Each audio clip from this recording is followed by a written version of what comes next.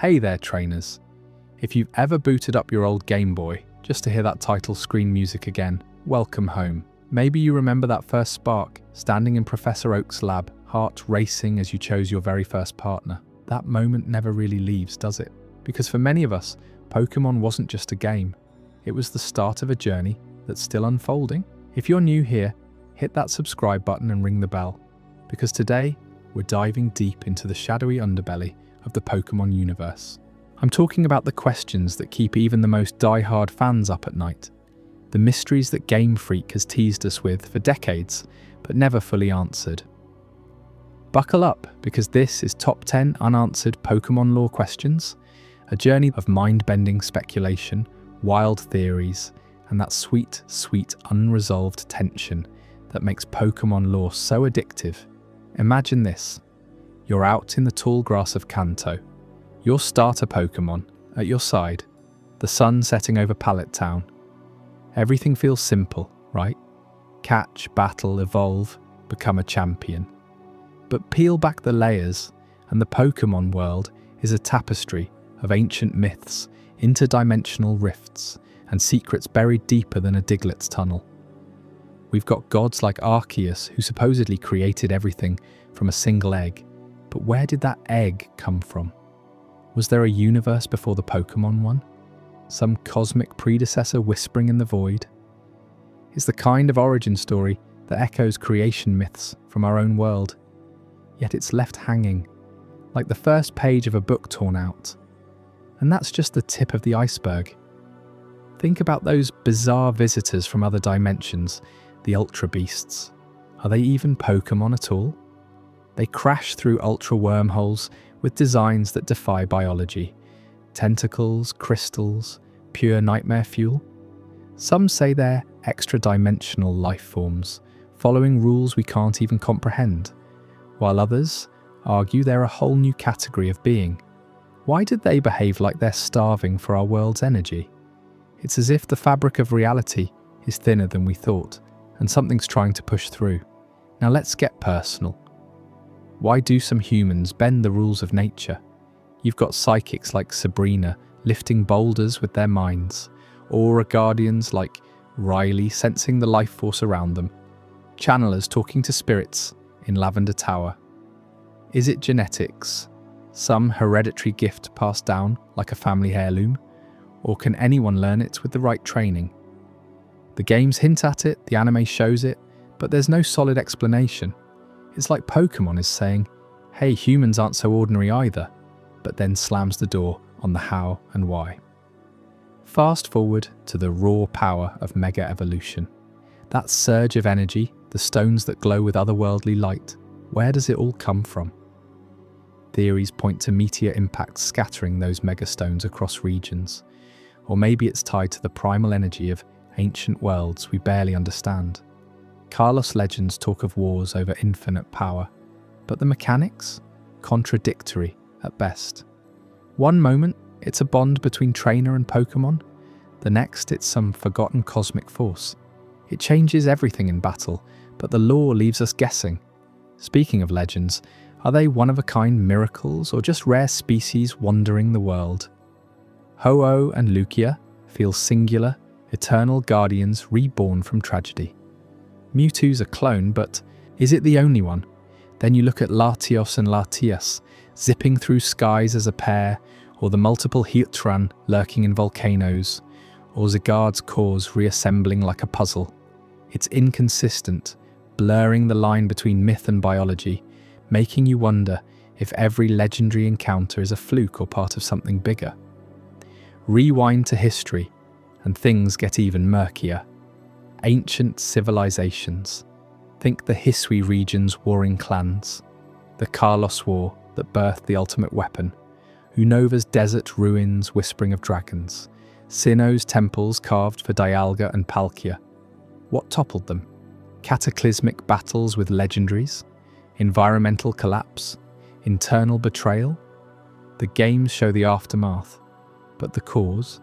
A deliberate blank slate fueling fan theories from doomsday prophecies to forgotten betrayals. Then there are the fossils.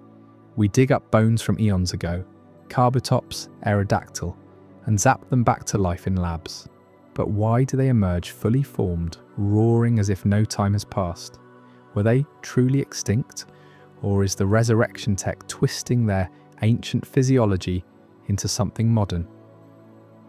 It's a resurrection miracle that raises more questions than it answers, like playing God with echoes of a lost era. Eggs! Oh man, Pokémon eggs. Daycares hand them over saying they found them, not that your Pokémon laid them. How does that even work across species? Fire types with water types producing offspring that fit egg groups, like some universal compatibility chart. Biologically, it's a head-scratcher. No mamas, no papas in the traditional sense. Just these miraculous orbs popping up, defying everything we know about reproduction. At the core of it all, what makes a Pokémon fire, water, psychic? Is it their souls, imprinted with elemental essences, energy signatures from birth, or adaptation to their environments over generations? The type chart rules battles, but the fundamental why, it's foundational, yet canon dodges it like a double team. And don't get me started on the man-made wonders. Porygon, digital Pokémon coded in labs, evolving through upgrades yet feeling emotions, making choices. Mewtwo, engineered from ancient DNA, raging against its creators with a soul all its own. Type, null, designed to hunt legends, breaking free with sentience that shouldn't exist. Where does that spark of consciousness come from? Is it accidental, or is there a deeper force granting life to the artificial? These aren't just plot holes, they're the hooks that keep us coming back. Pokémon's world is vast, over 1,000 species, regions inspired by real places, stories layered with philosophy and wonder. But these unanswered questions, they make it alive, evolving in our imaginations. In this video, we're unpacking the top 10 biggest ones, exploring every scrap of lore from games, anime, manga, even developer interviews. We'll theorize, debate, and maybe even spot patterns that tie it all together. If you've got your own takes, drop them in the comments. Let's build this mystery together. Stick around, because by the end, you might see your favorite Pokémon in a whole new light. Whether you're a lore master or just here for the vibes, this is going to be epic. Let's jump in. The enigma of Pokémon's world. Have you ever caught yourself replaying a Pokémon game late at night? Not for battles or shiny hunts, but just to scour the dialogue for hidden clues about the world's deepest secrets. That's the magic of Pokémon lore. It's a vast, intricate tapestry woven with threads of wonder, contradiction, and outright mystery that has hooked fans like you and me for over 2 decades. What starts as a simple adventure of friendship and growth spirals into questions that challenge everything we think we know. Why does the universe bend around these creatures? How do ancient legends tie into the Pokémon scampering at your feet? These aren't just plot devices, they're enigmas that spark endless debates in forums, fan theories on Reddit, and even academic papers dissecting the franchise's mythology. Pokémon isn't merely a game or a show, it's a living puzzle, one that evolves with every new entry, leaving us theorizing, connecting dots and craving more. And today, we're peeling back those layers to reveal the top 10 unanswered questions that have puzzled the community for years. Picture this. You're deep in the Sinnoh region, staring at the creation myth of Arceus, the alpha Pokémon who shaped reality from chaos. But even that epic tale leaves gaping holes. Where did that original egg come from? Was there something before the dawn of time, a predecessor to the universe itself? Fans have spent decades crafting wild theories, from multiversal cycles to forgotten creator gods. But the canon stays silent, teasing us with just enough to fuel the fire. Or take the Ultra Beasts, those bizarre invaders from alternate dimensions in Alola. Are they Pokémon at all, or something entirely alien with biology that defies our understanding? They don't evolve like ours. They phase through reality, and their very existence questions the boundaries of what we classify as life in this world. These mysteries aren't accidents. They're the heartbeat of Pokémon's allure, keeping us coming back, notebooks in hand, piecing together a story that feels personal, almost intimate, because you've lived it through your own journeys. Now imagine if I told you that this video isn't just a list, it's a full investigation into the contradictions that riddle the Pokémon canon. We're talking deep dives into the games that started it all, the anime episodes that expand the emotional stakes, and the manga arcs that twist the lore in unexpected ways. Over the next chapters, we'll tackle the top 10 biggest unanswered questions, one by one, sifting through evidence like detectives on a case. We'll examine how a single line in Pokémon Red contradicts a major reveal in Sword and Shield, or how the anime's portrayal of psychic humans clashes with the game's rigid mechanics. You know those moments when a theory clicks and suddenly the whole world makes a little more sense? That's what we're chasing here. Those aha revelations mixed with the thrill of the unknown. And trust me, by the end, you'll see the Pokémon universe in a whole new light, questioning even the basics like why your starter Pokémon bonds with you so effortlessly. But let's build this foundation step by step, because understanding the enigma starts with appreciating how these mysteries embed themselves in every corner of the franchise. Think about the humans who wield supernatural powers, psychics like Sabrina, who bend minds with a glance, or aura guardians like Lucario's trainers, who channel raw energy. Is it hereditary, passed down like a family heirloom, or learned through some forgotten ritual? The games hint at both, but never commit, leaving you to wonder if that quiet trainer in Viridian City could be hiding powers just waiting to awaken. It's this ambiguity that makes Pokémon feel alive, like a world where you're not just a player, but a participant in an ongoing saga. And it doesn't stop there. Mega Evolution, that dazzling transformation powered by stones from ancient meteors, or are they echoes of a primal energy from the world's dawn? The lore flips between scientific origins and mystical forces, creating rifts that fans have argued over since X and Y dropped. You remember the hype, right? That rush of power, but undercut by questions that linger long after the battle ends. Delving deeper, consider the legendaries themselves. Are they one-of-a-kind beings, eternal guardians like the singular Ho-Oh soaring over Johto's ruins? Or do they exist as species with multiples wandering the wilds? Mewtwo stands alone as a tragic clone, yet Latios and Latias appear in pairs, protecting their kin. Then there's Zygarde, with its scattered cores reforming like a living ecosystem. This inconsistency isn't sloppy writing. It's deliberate, inviting you to theorize about individuality versus multiplicity in a world of gods and beasts. What if that legendary encounter you had wasn't chance, but part of a larger pattern we're only beginning to glimpse? These threads pull at the fabric of ancient history too. The Hisui region's ancient clans, the Kalos War that shattered a kingdom, the towering ruins in Unova, and the weathered temples of Sinnoh, all whisper of Pokémon civilizations that rose and fell. What cataclysm wiped them out? A betrayal among legendaries? Human hubris? The cause remains unstated, a shadow over the past that makes every excavation site feel haunted by untold stories.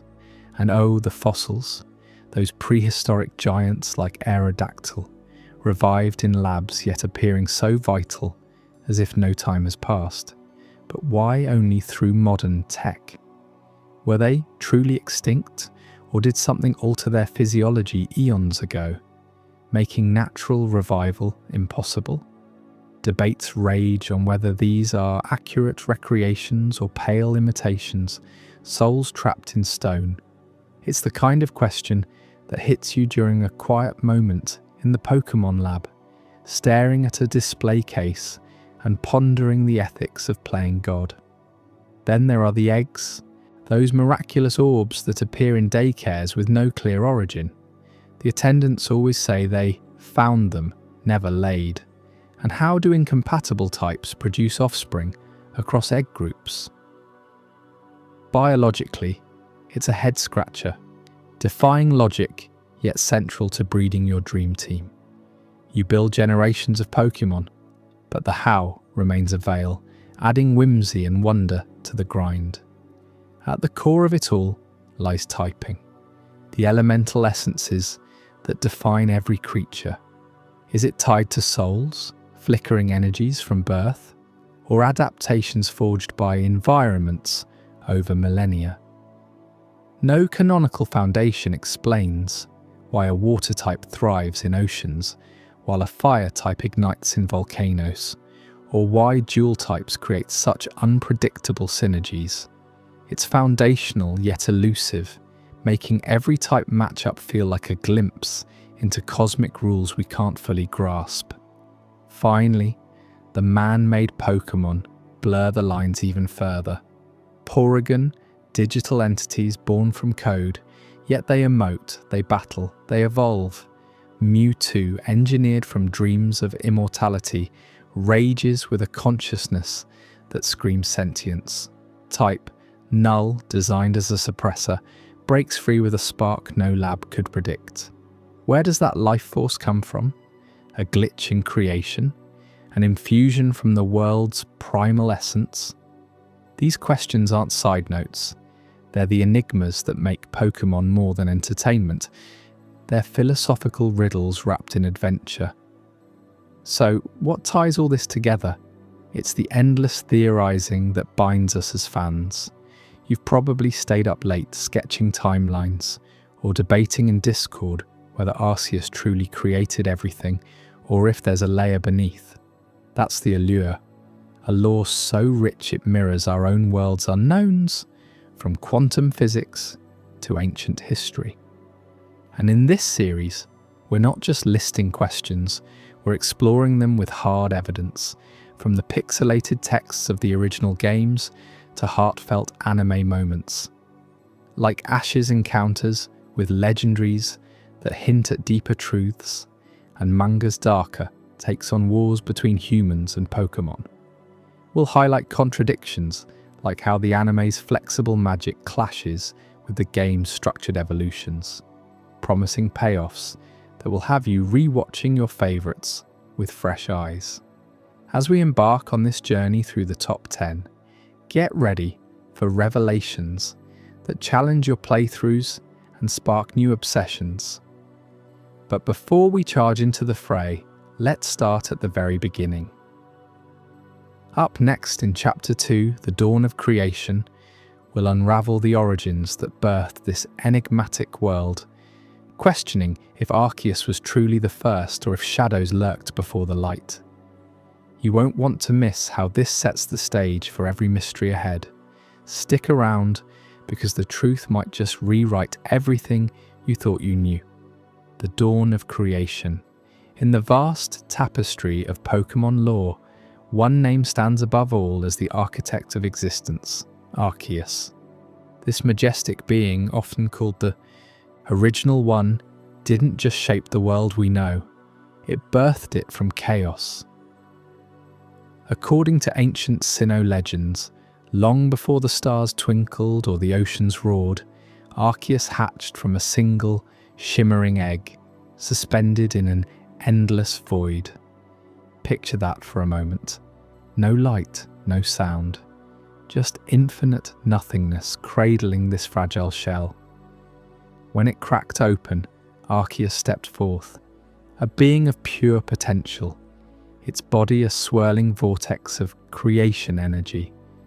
From its very essence, It forged the pillars of the universe, time, space, and the very fabric of reality itself.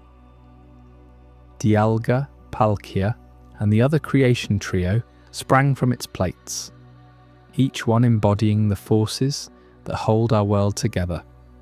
It's a story that echoes through the games, from the Sinnoh region's temples to the heart of Pokémon Diamond and Pearl, where Arceus is revered not as a mere legendary, but as a god. But let's pause here and really dig into what this means for you as a trainer or a lore hunter. You've probably caught glimpses of Arceus in the anime or manga, that ethereal white stag-like form with golden wheels of power orbiting its body. Those plates, they're not just accessories, they're keys to transformation, allowing Arceus to shift types and wield any element at will. It's the ultimate Pokémon, the one that created the late Guardians to govern willpower, knowledge, and emotion, ensuring balance in the newborn world.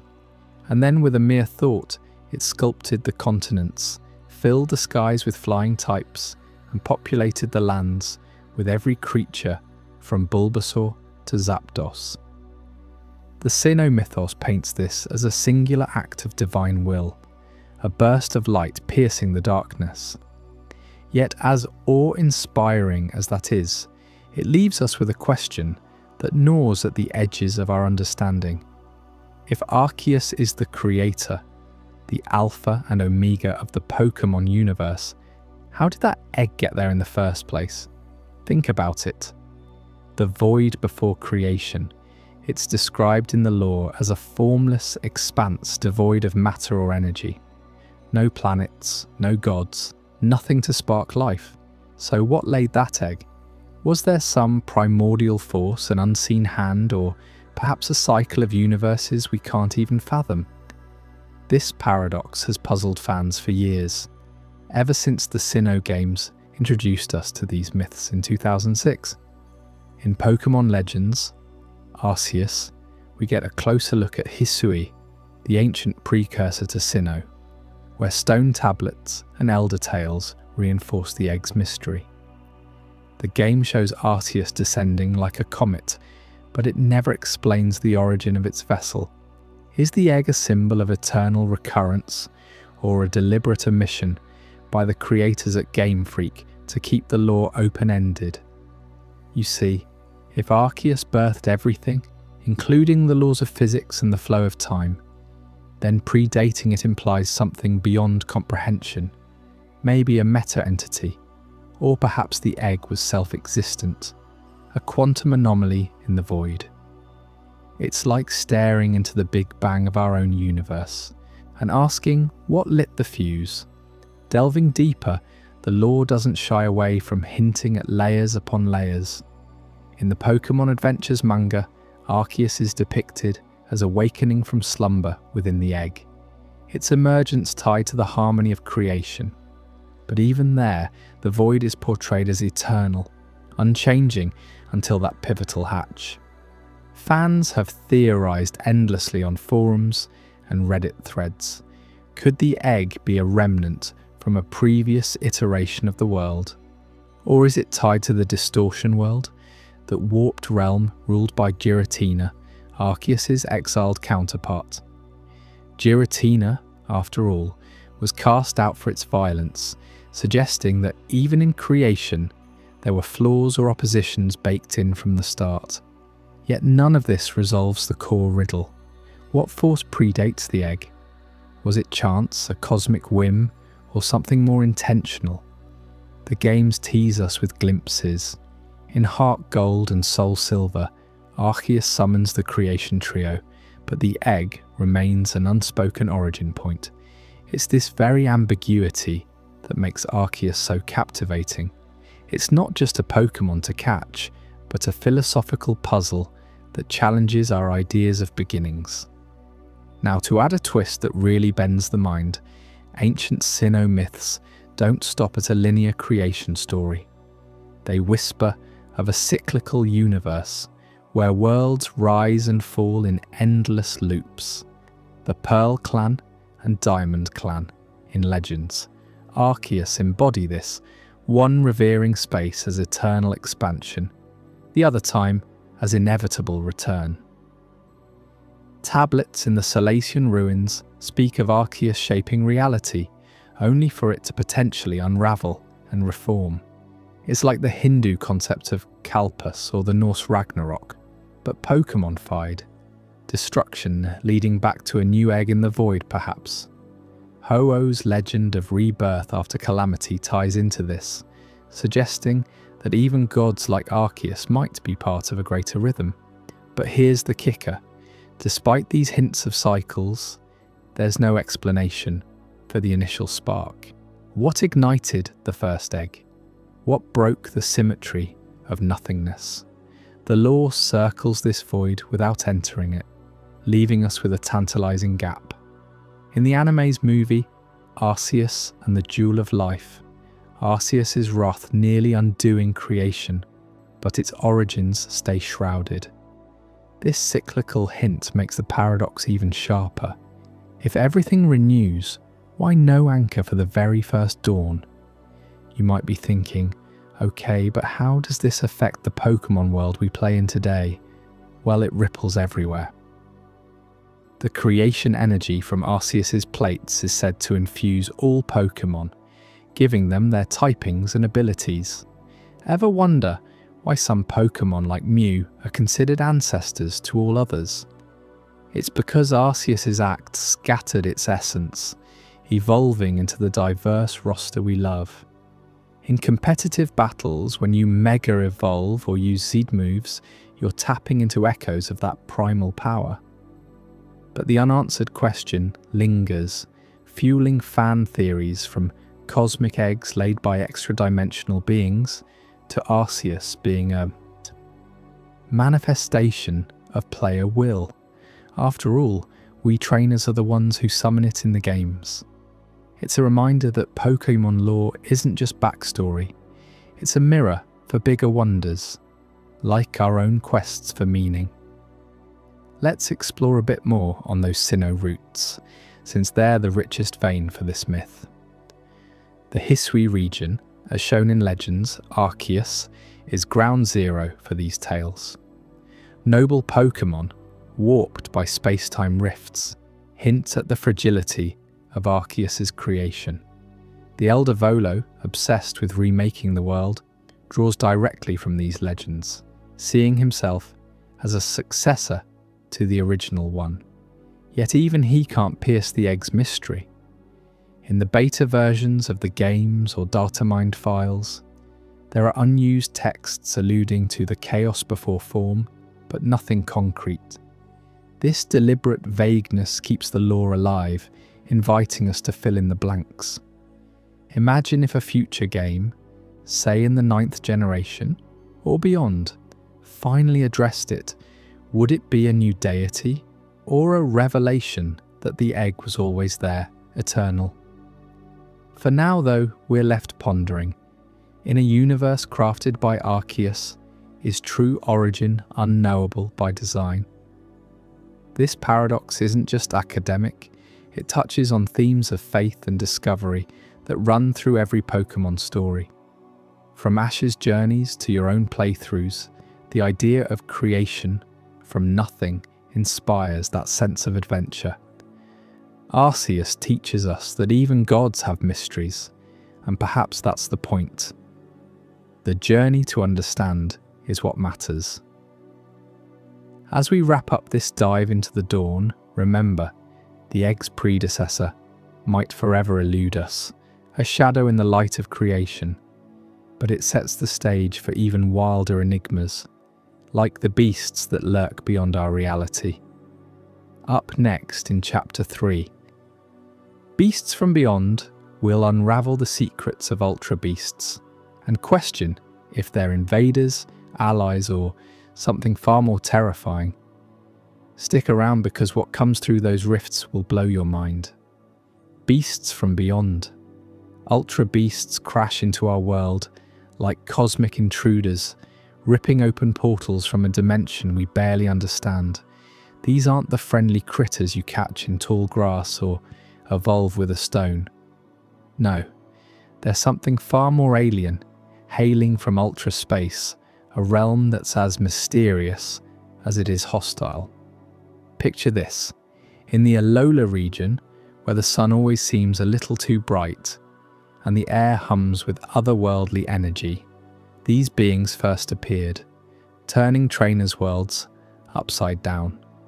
But what makes them so unnerving isn't just their arrival, it's how they challenge everything we thought we knew about Pokémon biology. Let's dive right into it. Ultra Beasts are described in the Pokédex as extra-dimensional invaders, entities that don't play by the rules of our universe. Take Nihilego, for instance, that jellyfish-like horror with tentacles that glow like poisoned stars. It's not just a water or poison type, it's a living embodiment of invasion. When it emerges from an ultra wormhole, it doesn't adapt to our environment, it dominates it.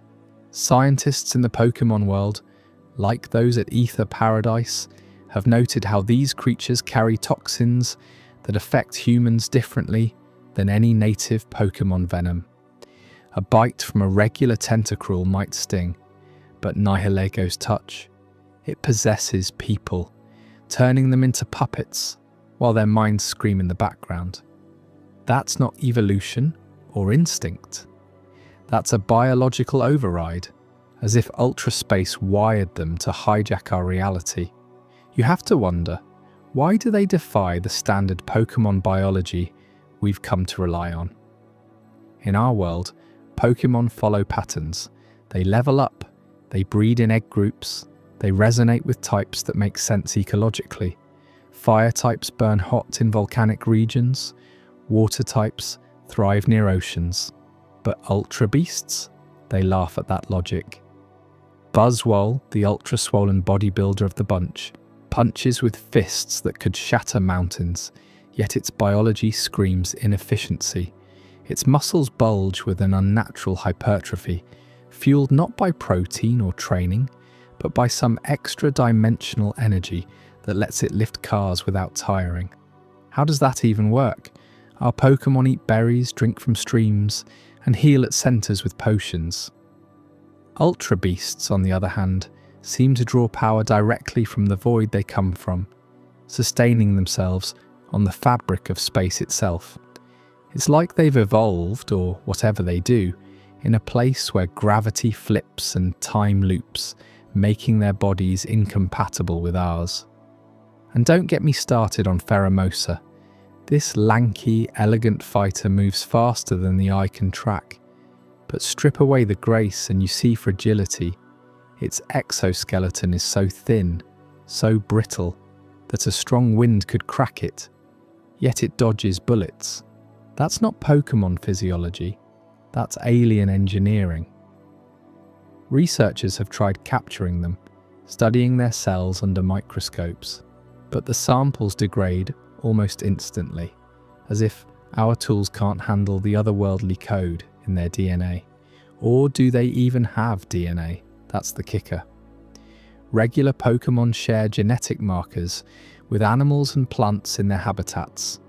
Pikachu's electricity mimics eels. Venusaur's vines echo tropical flora. Ultra Beasts? Nothing lines up. Kartana, the paper sword that slices through steel like butter, folds itself into origami lethality. But what powers that? No chloroplasts, no nerves, just pure impossible sharpness from a dimension where matter bends to will. This defiance isn't accidental, it's invasive by design. Ultra space isn't a friendly neighbour, it's a fractured mirror of our universe, a place of endless voids and shattered worlds, according to Lucamine's logs from Sun and Moon. These beasts don't wander in by mistake, they pour through when the barriers weaken, like weeds overtaking a garden. Remember the Ultra Megalopolis in Ultra Sun and Ultra Moon? That's their home turf, a dystopian echo where Necrozma, the Prism Dragon, once ruled. before getting lost in our light. The beasts act like scouts or refugees, but their aggression suggests something more predatory. They don't form bonds easily. Catch one, and it's a battle of wills, not friendship. Stakataka and Blacephalon. Those walking ruins and clown bombs don't eat, don't sleep.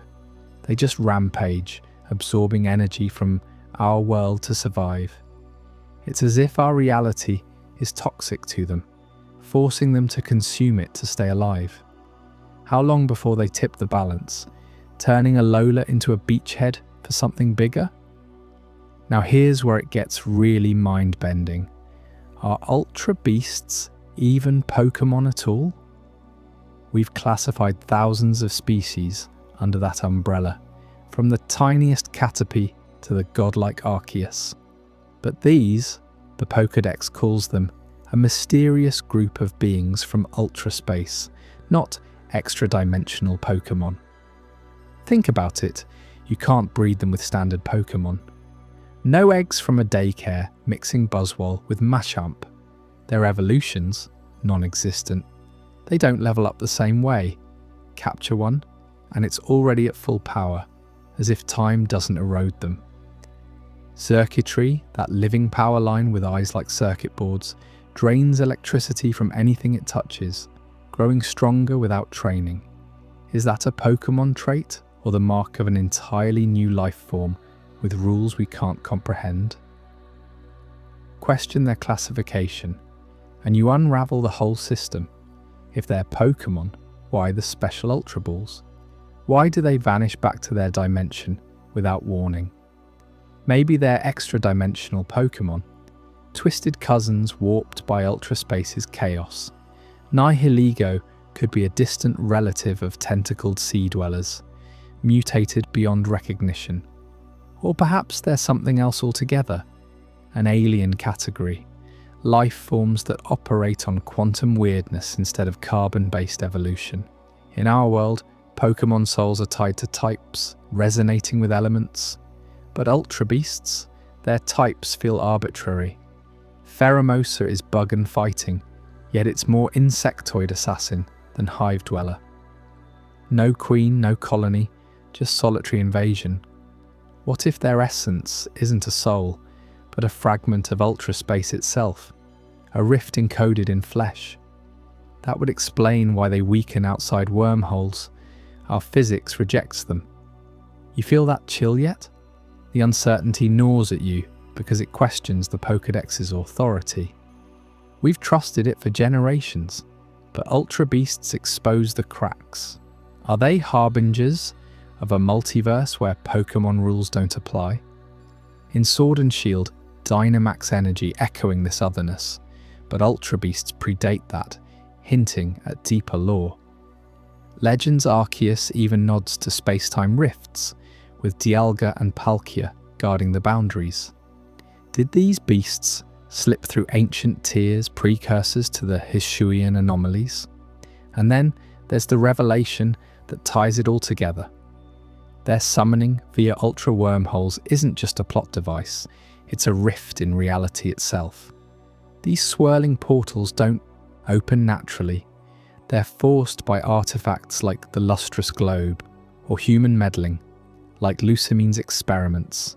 Each wormhole is a scar, a momentary bridge where our world bleeds into theirs. But why? What's their purpose? The games hint at desperation. Necrozma seeking light, the beasts following, but it's shrouded in shadows. Are they escaping a dying dimension, weapons in a war we can't see, or probes testing our defenses? In the anime, Ash encounters them as lost souls, but even there, their motives flicker like static. No clear agenda, just chaos. This veil of mystery keeps us guessing, because if we knew their true intent, it might shatter the fragile peace between worlds. As we peel back these layers, you start to see how interconnected the Pokémon universe really is. Ultra Beasts aren't side villains. They're a window into the unknown, forcing us to redefine what life means here. But hold on, Because if extra-dimensional invaders make you uneasy, wait until we talk about the humans walking among us who bend reality without a single Pokeball. Up next, in Chapter 4, humans with extraordinary gifts will uncover why some trainers wield powers that rival legendaries themselves. Psychic blasts, aura visions, and abilities that blur the line between human and myth. You won't want to miss how this flips everything you thought about the people in this world.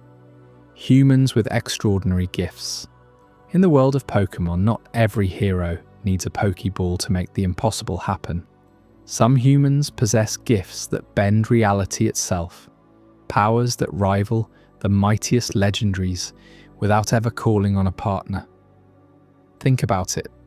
Trainers who raid minds, manipulate objects with sheer will, or sense the very energy flowing through living beings. These aren't just rare talents, they're glimpses into a profound mystery that the Pokémon universe has left hanging for decades. Why do some people wield supernatural abilities while others, no matter how hard they train, remain ordinary? It's one of the most tantalizing, unanswered questions in the lore, and today we're unpacking it all. Let's start with the psychics, those enigmatic figures who seem to pull thoughts straight from your head or levitate entire arenas without breaking a sweat. Take Sabrina, the gym leader from Kanto, as our prime example. She's not just a trainer, she's a psychic powerhouse, able to teleport across regions and unleash telekinetic storms that could level a city. In the anime, her as a young girl, already bending spoons with her mind, her eyes glowing with an otherworldly purple hue. But how did she get that way? Was it something she was born with? A genetic quirk passed down like eye colour or height? Or did she unlock it through rigorous mental discipline, perhaps in some hidden academy for gifted children that the games never mention? Sabrina's story isn't isolated. Across the regions, psychics pop up like hidden Easter eggs in the canon. In Johto, there's Morty, the Ecruteak gym leader, whose ghost-seeing abilities blur the line between psychic prowess and spiritual intuition. He communes with unseen forces, predicting moves before they happen, almost as if he's tapping into the fabric of fate itself. And don't get me started on the channelers in Lavender Tower, those eerie women who summon spirits and converse with the departed. Their powers feel less like a skill and more like a curse or a blessing from beyond. You have to wonder, as you wander those foggy halls in the games, if they're chosen by the ghosts they channel, or if it's all in their bloodline. The Pokédex entries hint at it vaguely, calling them humans with the ability to see and speak with ghost-type Pokémon. But that's it. No explanation, no origin story. It's like the developers are daring us to fill in the blanks. Now shift your gaze to a different kind of gift. Aura wielders, those rare souls who harness the life energy pulsing through every Pokémon and person alike. If psychics are the mind's mystics, aura users are the body's warriors, sensing emotions, tracking foes through walls, and even amplifying their own strength to superhuman levels. In action during the Sinnoh saga, where characters like Riley from the Iron Islands teach the art of aura to everyday trainers. Riley can detect hidden enemies from miles away, her aura flaring like an invisible shield. But the real showstopper is the Lucario lineage. Trainers bonded so deeply with their Lucario that they start wielding aura themselves. Remember Sir Aaron from the movie Lucario and the Mystery of Mew? He wasn't just a knight, he was a master of aura, using it to communicate across dimensions and power ancient mechanisms. His descendant, Riley's student, carries that torch, suggesting a legacy that's passed down, trainer to trainer. What makes Aura so fascinating is how it democratizes power. It's not locked behind gym badges or elite training. Anyone with the right sensitivity can learn it, or so the lore implies. In the games, you encounter Aura Guardians in places like the Snowpoint Temple, where they guard relics with senses sharper than any radar. But here's where it gets personal for you, the viewer who's maybe dreamed of feeling that connection yourself. Could you tap into Aura if you meditated long enough under a waterfall, like the old legends say? Or is it reserved for those with a spark, a dormant energy waiting to ignite? The divide is stark. Some Aura wielders, like the monk in the Aura Sphere technique descriptions, seem to have honed it through years of isolation and practice. Others, though, appear blessed from birth, their powers awakening in moments of crisis, much like a latent Pokémon ability. This brings us to the heart of the mystery. How do these gifts originate? Are they inherited genetically, woven into DNA like a hidden Pokédex entry? Consider the psychic families in the lore. Sabrina's parents are never shown, but her doll-like demeanour and the way her powers isolated her as a child scream of something innate, perhaps a recessive trait that skips generations. In Unova, we have characters like Luca, whose observational skills border on precognition, hinting at a familial line of detectives with enhanced intuition. Genetics would explain why certain regions cluster these talents. Kanto and Johto feel rife with psychics, almost like a regional adaptation. But then you hit the counterexamples. What about the random channelers in Fukushima City, ordinary folk who suddenly start speaking in tongues during a full moon? No family history mentioned, just a sudden onset that feels more like an external grant than inherited code. Maybe it's learned, a skill forged in the fires of discipline and trial. Aura training academies are referenced in passing, like the ones Riley alludes to, where students push their bodies to the limit, syncing heartbeats with their Pokémon until the boundary blurs. Psychics too could master their craft through meditation, biofeedback, or even forbidden tomes hidden in ancient ruins. Think of the Alakazam line. Those genius Pokémon evolve through trading, but they're human counterparts. Perhaps they trade knowledge, absorbing psychic energy from each other until it becomes second nature. You've probably tried it yourself in real life, staring at a glass trying to move it with your mind after binge-watching Pokémon episodes. If it's trainable, why isn't there a global curriculum? Why do some trainers grind for levels, while others unlock telepathy overnight? Or, and this is the chills down your spine option, could these powers be granted by unseen forces, spirits, legendaries, or something cosmic whispering in the ears of the worthy? In the anime, Ash's brief aura awakening during his Lucario encounter feels divinely timed, as if the energy of the world itself chose him. Channelers might be vessels for ghost types, possessed not by malice but by partnership. Their bodies a conduit for the ethereal. Even Sabrina's transformation, from cold doll to compassionate leader, hints at an external influence, perhaps the spirits of her Pokémon reshaping her soul. What if Arceus, the creator, sprinkled these gifts like stars in the sky, selecting humans to maintain balance? The lore teases this with events like the Kalos War, where Azzy's wife was revived not by science, but by a surge of otherworldly energy, suggesting humans can channel forces beyond genetics or training. But here's the complication that keeps lore fans up at night. The canon doesn't agree on any one answer. Examples vary wildly, pulling in every direction without a unifying thread. Natural talents like Sabrina's feel genetic, effortless from youth, Learned abilities like Aura Guardians mastering their craft over decades scream of hard-won skill. And spirit possession? Look at the possessed trainers in the Distortion World episodes, where humans become puppets to extra-dimensional whims. Their powers, a temporary loan from the chaos. No single mechanism ties it together. Is it evolution at play, humans adapting alongside Pokémon, or a deliberate omission by the creators, leaving room for fan theories to thrive?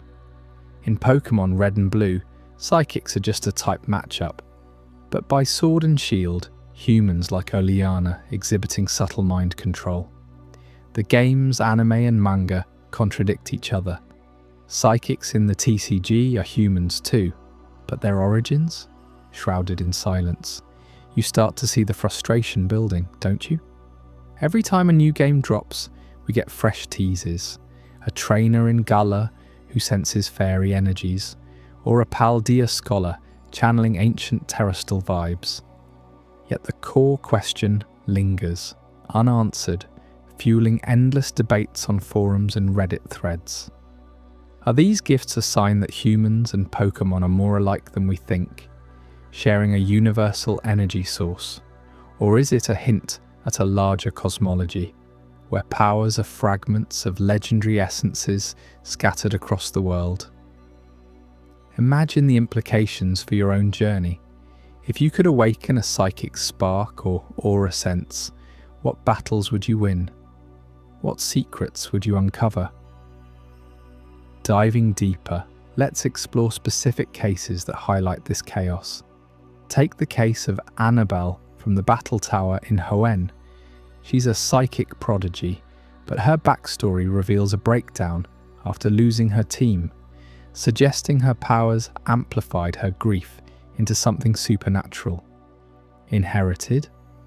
Maybe, from a line of frontier brains. Learned? Through the cutthroat training of the Elite Four, or granted by the tower's lingering spirits, echoing the ghosts of defeated challengers. No clear answer, just a woman whose mind is a weapon and a cage. Contrast that with Karina from Kalos, the roller skating gym leader whose aura sight lets her sync perfectly with her Lucario. She teaches it openly, implying it's accessible to anyone with patience. Yet her own flair feels innate, like she was born on skates and sensing energies. Even in the movies we get wild swings. In Pokémon Forever, the Chosen One Samuel senses Celebi's presence, a gift that saves the forest but vanishes after. Was it temporary, granted by the time traveler itself, or a latent ability awakened by proximity to legendaries? These inconsistencies aren't accidents. They're the bread and butter of Pokémon's enduring appeal, inviting you to theorize, to roleplay, to wonder if that tingle in your fingertips is the start of something more. And it's not just individuals, entire groups defy explanation. The Kimono Girls in Johto perform with ethereal grace, their dances summoning storms of elemental power. Psychic? Aura? Or a cultural ritual channeling unseen forces? The lore lumps them with legendaries, like the Stormbringers. But humans they are, their origins as murky as the bell tower mists. In Alola, the Ether Foundation's scientists exhibit uncanny intuition with ultra beasts, almost psychic bonds without trying. Genetic experiments gone, right? Or the beasts granting them insight in exchange for sanctuary? This patchwork of explanations leaves us grappling with the divide. If genetic, why no breeding programs to mass-produce psychics for the League? If learned, why do manuals like the ones in the Veilstone Game Corner never mention aura basics? If granted, who or what decides the recipients? Fate, a hidden deity, or random chance? The complication deepens in crossovers, like the Pokémon Adventures manga, where characters like Blue awaken powers through sheer willpower. Blending all three, it's a beautiful mess, one that makes you question the very nature of humanity in this universe. As we wrap up this dive into human extraordinary gifts, you can't help but feel the pull of even greater enigmas waiting in the shadows. Powers like these are just the tip, leading us straight into the explosive mystery of the power behind Mega Evolution. What if these human abilities are connected to that ancient energy surge, the one that lets Pokémon shatter their limits? Stick around for the next chapter, where we uncover the origins of Mega Evolution and why it might rewrite everything we know about strength in the Pokémon world. You won't want to miss how it ties back to these very gifts. The power of Mega Evolution. Have you ever watched a Pokémon like Charizard burst into its Mega Evolved form? Flames roaring higher, wings spanning impossibly wide, and wondered what raw force could unlock that kind of power? Mega Evolution isn't just a flashy battle mechanic, it's one of the most mysterious energies in the Pokémon world, tied to questions that have puzzled trainers and scholars for generations. What created this energy? Where did it come from? And why does it feel like the universe itself is hiding something from us? Let's start at the beginning, or at least as close to it as we can get. Mega Evolution traces its roots back to ancient stones, those glittering megastones scattered across regions like hidden treasures from a lost era. These aren't ordinary rocks. They're infused with a power that only awakens through the unbreakable bond between a trainer and their Pokémon. Picture this. In the games, you hold a keystone on your wrist, and your Pokémon grips its corresponding megastone. A surge of light erupts, not from machinery or science, but from the pure synergy of your shared trust. Your battles fought side by side, the moments of doubt and triumph that forged your partnership. It's almost poetic, right? The lore emphasizes this emotional core. Without that deep connection, the stones remain dormant, like sleeping giants waiting for the right call. But how did these stones even form? That's where the real debate ignites, pulling in conflicting tales from different corners of the Pokémon world. Take Hoenn, for instance. The regional lore there points to meteorite impacts as the origin. Long ago, massive chunks of space rock slammed into the Earth, embedding themselves deep into the crust. Professor Cosmo in Slateport City rambles about this endlessly, suggesting that the megastones are crystallized remnants of those extraterrestrial visitors. The energy? It could be alien in nature, a cosmic radiation that seeped into the planet's minerals over eons. Imagine meteor showers not as harbingers of doom, but as the birth pangs of super-evolved Pokémon. In Omega Ruby and Alpha Sapphire, evidence of this, Devon Corporation studies meteorites linked to Mega Evolution, and the Delta episode storyline revolves around a massive space rock threatening to unleash even more power. It makes sense on a scientific level. Meteorites could carry unique elements, altering Pokémon DNA in ways our world can only dream of. Yet hold on, because not everyone agrees. Flip to Kalos, the region where Mega Evolution first exploded onto the scene in X and Y, and the story shifts dramatically. Here the energy is tied to primal forces from a forgotten world, something ancient and elemental that predates human civilization.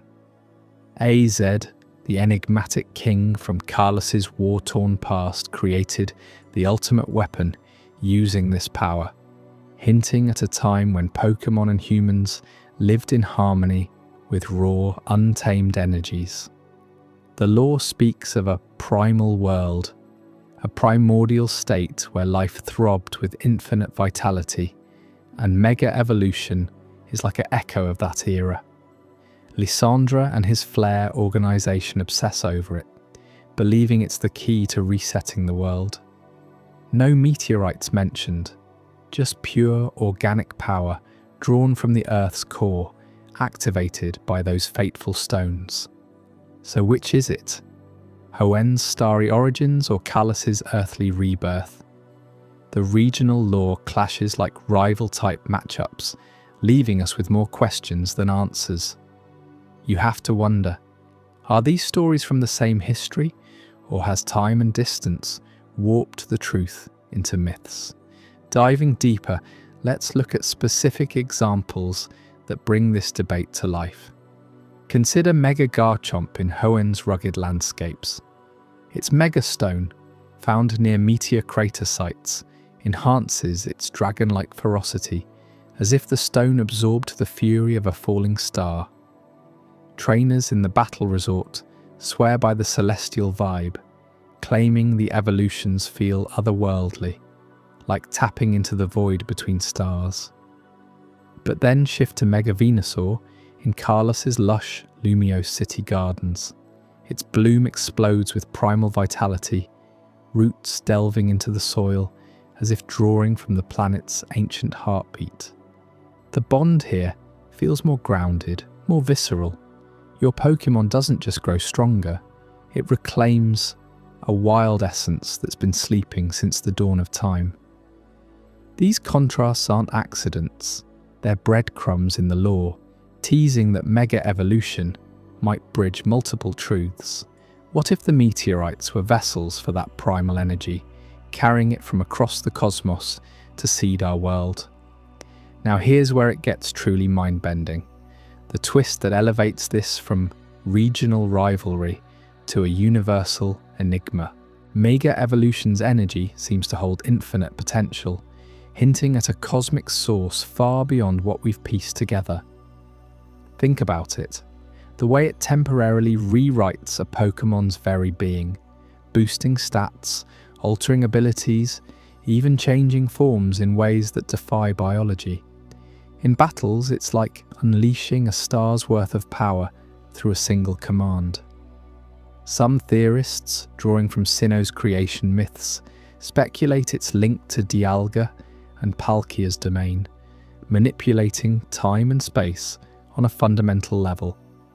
Or perhaps it's Arceus's own essence, fragmented into stones that only the worthy can awaken. The possibilities stretch endlessly, suggesting this isn't just evolution, it's ascension, a glimpse of what Pokémon could become if the barriers between worlds dissolved. But then, why did it all vanish? That's the gut punch that raises even more doubts. After the events in Kalos, Mega Evolution just stopped. No more stones activating in later generations, no explanations from the professors or the Elite Four. In Sun and Moon, we get Z moves as a replacement, and in Sword and Shield, Dynamax takes the spotlight. But Mega Evolution is relegated to history, like a power too dangerous to wield. Was it the cosmic source pulling back, exhausted after AZ's ancient misuse? Or did the meteorite theory hold water? Maybe the impacts were a one-time event, their energy depleted after millennia of dormancy? The sudden disappearance post-Kalos feels deliberate, a narrative cliffhanger from Game Freak itself. You can't help but feel a sense of loss, like we've glimpsed something divine, only to have it snatched away. What if reactivating it could unravel the fabric of reality? Trainers like you and me, bonded so deeply with our teams, could we even handle the consequences? This unanswered question about Mega Evolution's creation isn't isolated. It ripples into every corner of Pokémon lore, challenging what we think we know about power, partnership, and the stars above. We've traced the stones, debated the origins, and uncovered that tantalizing twist of infinite potential, shadowed by mystery. But as we wrap up this chapter, it leads us straight into another puzzle that's just as baffling. Are these legendary Pokémon truly unique individuals? Or are they part of entire species, hiding in plain sight? Stick around for Chapter 6. Legends. Singular or species? Where we'll unpack why some icons like Mewtwo feel one of a kind, while others multiply like any wild encounter, and what that means for the very heart of Pokémon mythology. You won't want to miss how this flips everything on its head. Before we dive deeper into this incredible journey, I'm curious, where in the world are you watching this from? Drop a comment below and let our global community know. And if you're finding this as mind-blowing as I am, hit that like button to help more people discover this story. Legends. Singular or species? Have you ever stopped to wonder if that majestic Ho-Oh soaring over the burned tower in Ecruteak City is truly the only one of its kind, or if somewhere out there another rainbow-winged phoenix is waiting to be discovered? It's a question that strikes at the heart of Pokémon lore, because legendary Pokémon aren't just powerful catches. They're the stuff of myths, often presented as singular beings, irreplaceable icons in the world's tapestry. But what if I told you the line between a one-of-a-kind legend and an entire species is far blurrier than the Pokédex lets on? Let's unpack this mystery together, starting with the ones we know as utterly unique. Take Mewtwo, for instance. This isn't your average lab experiment gone wild. Mewtwo is the pinnacle of human ambition fused with Pokémon essence. Created in the depths of a secret facility from the DNA of the ancient Mew, Mewtwo emerges as a singular entity, a clone designed to be the ultimate psychic powerhouse. In the games, the anime, and even the movies, there's only ever one Mewtwo. No evolutions, no variants, no hidden family tree. It's portrayed as a lone survivor, grappling with its artificial origins and existential rage. You can feel the weight of that isolation when it unleashes a psychic blast that levels mountains or stares down trainers with eyes that scream, "I am alone in my perfection." But why stop at uniqueness when the lore hints at something deeper?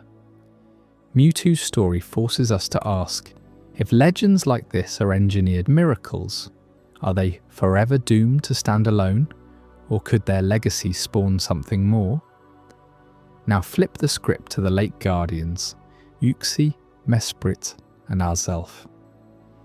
These ethereal beings guard the lakes of Sinnoh, embodying knowledge, emotion, and willpower. At first glance, they seem like a trio of singular legends, each tied to a specific lake, as if they were bespoke creations of Arceus himself. Uxie dwells in Lake Acuity, its golden form, a beacon of intellect that could rewrite memories with a glance.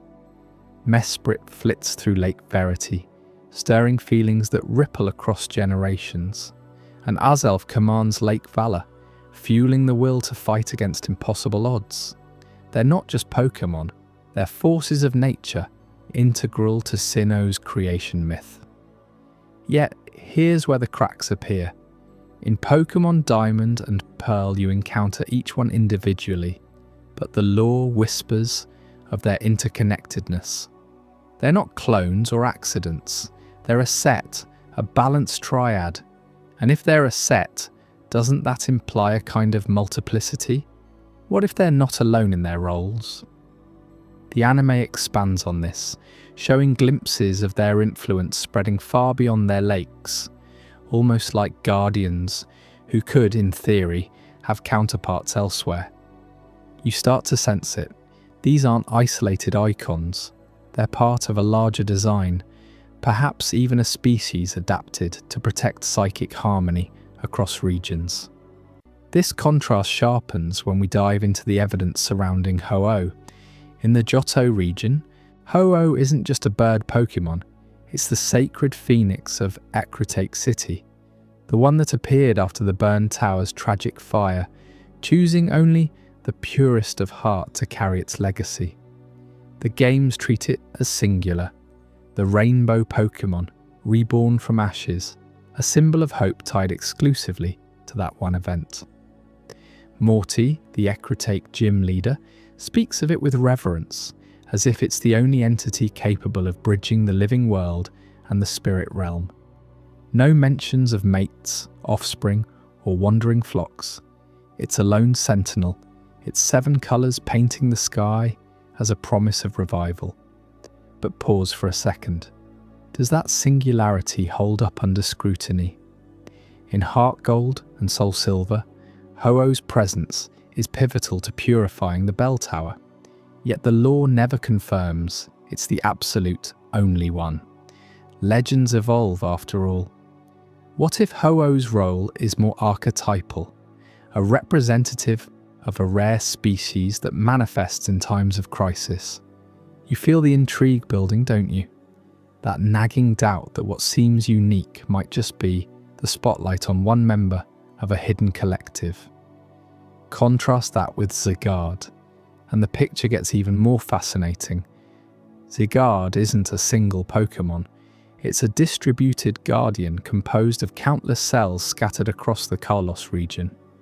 In the games, you collect these cells to reassemble it, starting from the 10% former as a sleek green serpent, escalating to the 50% former for battles, and culminating in the complete form, a towering dragon that enforces ecological balance. But here's the evidence that shatters the singular myth. Those cells aren't unique artifacts, they're modular pieces of a species-wide network. Zygarde's lore in Sun and Moon, and especially in the Zygarde arc of the anime, reveals multiple cores. Zygarde itself, alongside Zaytu, another core entity. These cores can command cells independently, forming partial bodies to monitor Alola's ecosystem. It's not one legend, it's a collective intelligence, a species of living sensors that reassemble like a living puzzle. Imagine it. Thousands of Zygarde cells lying dormant in soil and rivers, waiting for a threat to the natural order. When they converge, it's not a birth, it's an awakening of the whole. This multiplicity turns Zygarde from a mythical individual into a breedable, evolving force, where cells could theoretically propagate or merge in ways we haven't seen. And that's where the revelation hits hardest. Some legendary Pokémon don't just exist as eternal singles. They reproduce, evolve, and blur the boundaries between myth and species. Look at the Eon duo, Latios and Latias. In Hoenn, they're presented as a brother-sister pair, psychic dragons who protect the region with their mirage abilities. But the Pokédex entries hint at more. Latios is said to be extremely rare, yet the games allow you to encounter both in a single playthrough, and, in the anime, them travelling as a family unit. Could they have offspring? The lore doesn't rule it out, especially with their human-like empathy suggesting social bonds that might lead to propagation. Then there's Heatran, the magma-forged Pokémon lurking in Stark Mountain. Singular in Reversal Mountain? Sure, but multiple Heatran appear across games. One in Sinnoh echoes in Unova. They're genderless, but their presence in volcanic layers worldwide implies a species adapted to Earth's core, potentially laying eggs in molten depths. Even the birds of Kanto, Articuno, Zapdos, Moltres, start as legendary trios, each one of a kind in their domains. But remakes and spin-offs show variants like the Galarian forms, hinting at evolutionary branches. And don't get me started on the Regis. Regirock, Regis, Registeel, ancient golems created by Regigigas. They're a family of constructs, with Regigigas as the parent figure towing continents. If they're created, could more be forged? The Unova trio, Landorus, Enamorus, Thundurus, Tornadus, forces of nature that balance seasons, interact as a group, suggesting a pantheon rather than isolates. You see how this unravels? What we call legendary often masks species behaviour. herds of unknown forming psychic patterns, the Swords of Justice operating as a wolf pack, even the Tapus in Alola circling islands in ritual dances. This blurring extends to reproduction in ways that challenge everything. Legendary birds have been depicted nesting, implying eggs.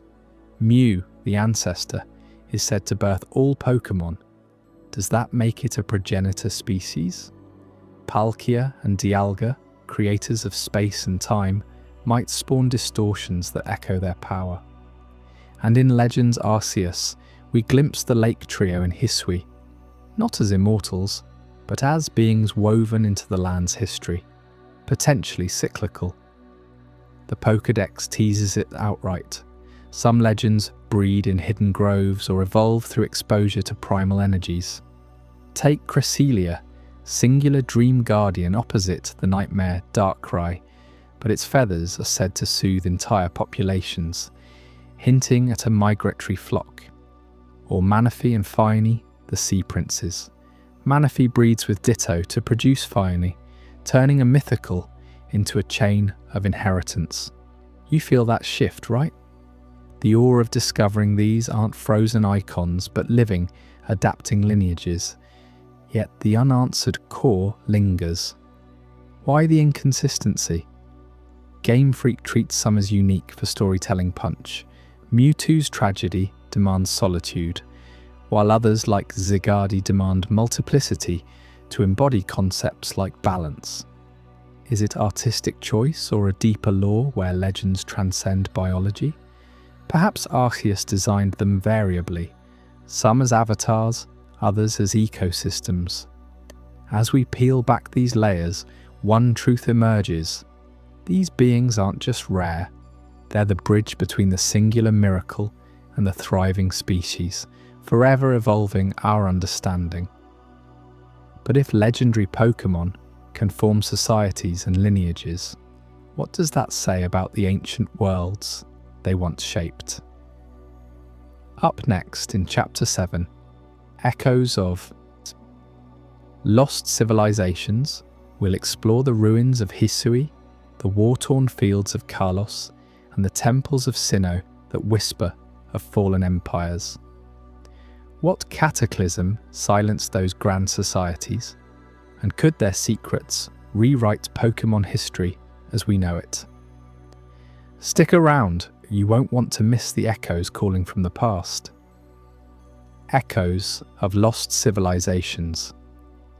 Deep in the heart of the Sinnoh region, where jagged mountains pierce the sky and ancient forests whisper secrets to the wind, lie the remnants of a world long forgotten.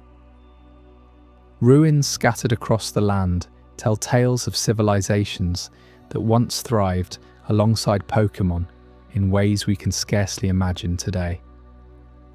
But what if I told you these weren't just random stone piles or weathered carvings?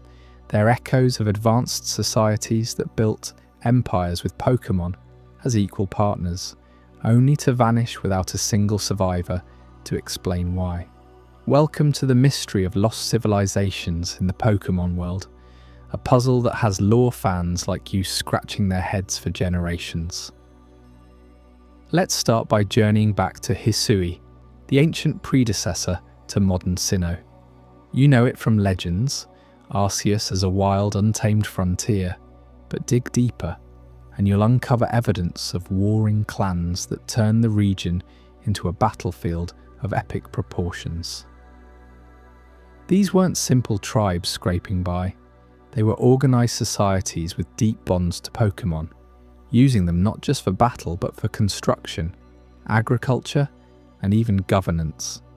Picture noble houses commanding armies of Luxray and Garchomp, their leaders adorned in armour forged from the scales of fallen Hisuian Zoroark. Historical texts, pieced together from fragmented scrolls in the Hisui archives, describe clan alliances that rose and fell over centuries, fueled by rivalries over sacred sites like the Celestica Trail. What made these clans so remarkable was their harmony with Pokémon. They didn't catch them in Pokeballs.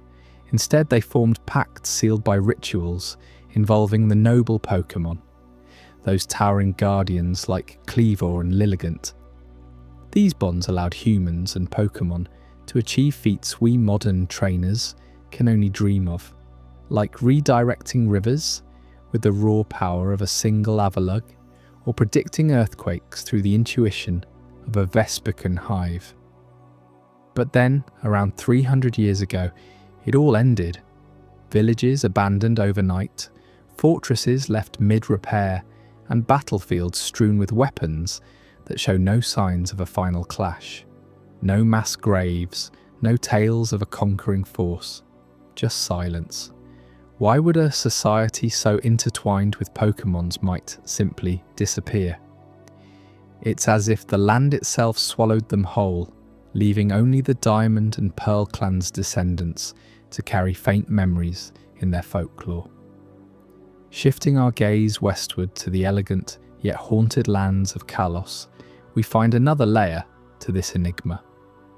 Kalos isn't just about fashion and fairy tales, it's home to the ultimate weapon, a catastrophe that reshaped history in ways that still send chills down your spine. During the ancient war era, Kalos was a beacon of prosperity, its people living in sprawling cities illuminated by the glow of Flabébé lanterns and defended by legions of Lucario knights. The region boasted academies where scholars studied the essence of mega evolution long before it became a legend, harnessing the power of stones unearthed from deep caverns to empower their Pokémon partners. At the heart of this golden age stood the ultimate weapon, a colossal construct born from desperation. As warlords from neighbouring regions encroached, Kalos's leaders poured their genius into creating what they called the Eternal Engine, a device fueled by the life force of countless Pokémon and humans alike. Legends speak of it as a flower of destruction, blooming in the Geosenge Valley, capable of wiping entire armies from existence with beams of pure energy. But on the day it was unleashed, something went catastrophically wrong. The weapon backfired, not in a blaze of glory, but in a quiet implosion that petrified everything in its radius. The petrified soldiers you see in Lumio City's outskirts, they're not statues, they're the frozen remnants of that final battle. Their Aegislash and Talonflame mid-strike, forever locked in stone. The fallout was total. Kalos's civilization crumbled, its libraries burned, its people scattered or entombed. Yet here's the twist that keeps you up at night. The ultimate weapon's core vanished. No wreckage, no blueprints, just a massive crater and whispers of a power too great for mortals to control. Did it destroy itself? Or was it sealed away by some higher force? The Azelf, Mesprit, and Uxie, the late guardians, are said to have watched from afar, their psychic presences recorded in surviving murals as silent witnesses. Modern excavations in Parfum Palace reveal hidden chambers filled with blueprints and jewels that hint at a society on the brink of transcending human limits, only to be erased in an instant. Now let's venture into the sun-scorched deserts of Unova, where shifting sands hide kingdoms that once rivaled the might of any empire. The relic castle, that labyrinthine wonder buried beneath the dunes, stands as a testament to desert-dwelling civilizations that flourished thousands of years ago. These weren't nomads wandering aimlessly.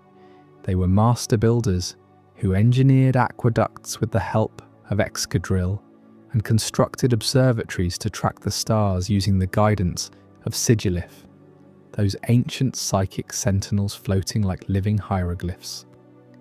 Unova's desert kingdoms thrived on trade routes that spanned continents, exchanging spices, silks, and rare evolutionary stones for the loyalty of Pokémon like Darmanitan and Krokorok, who patrolled the borders with unyielding vigilance. Kings and queens ruled from thrones carved from onyx, their courts alive with performances by Volcarona dancers that lit up the night like a second sun. Artifacts pulled from the sands, such as the relic crown and the DNA splicers, suggest a society obsessed with unity, blending human ingenuity with Pokémon physiology to create harmony in a harsh environment.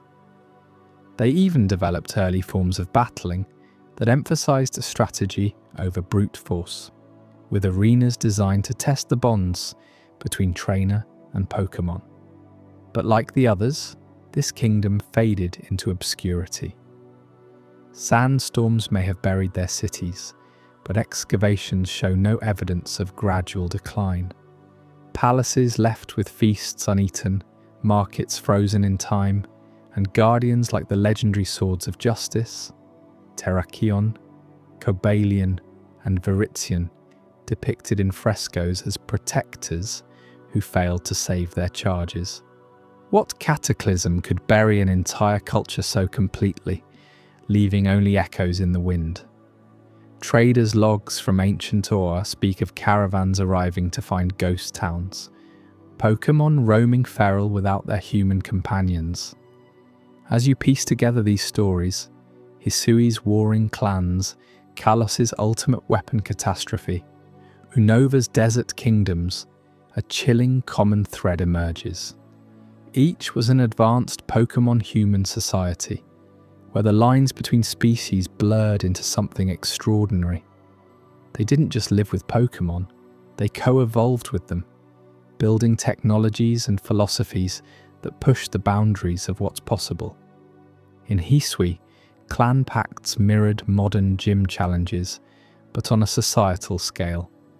In Kalos, the pursuit of ultimate power echoed the quest for legendaries today.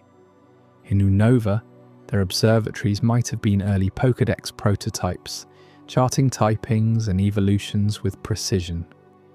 Yet every one of these civilizations vanished without trace or explanation.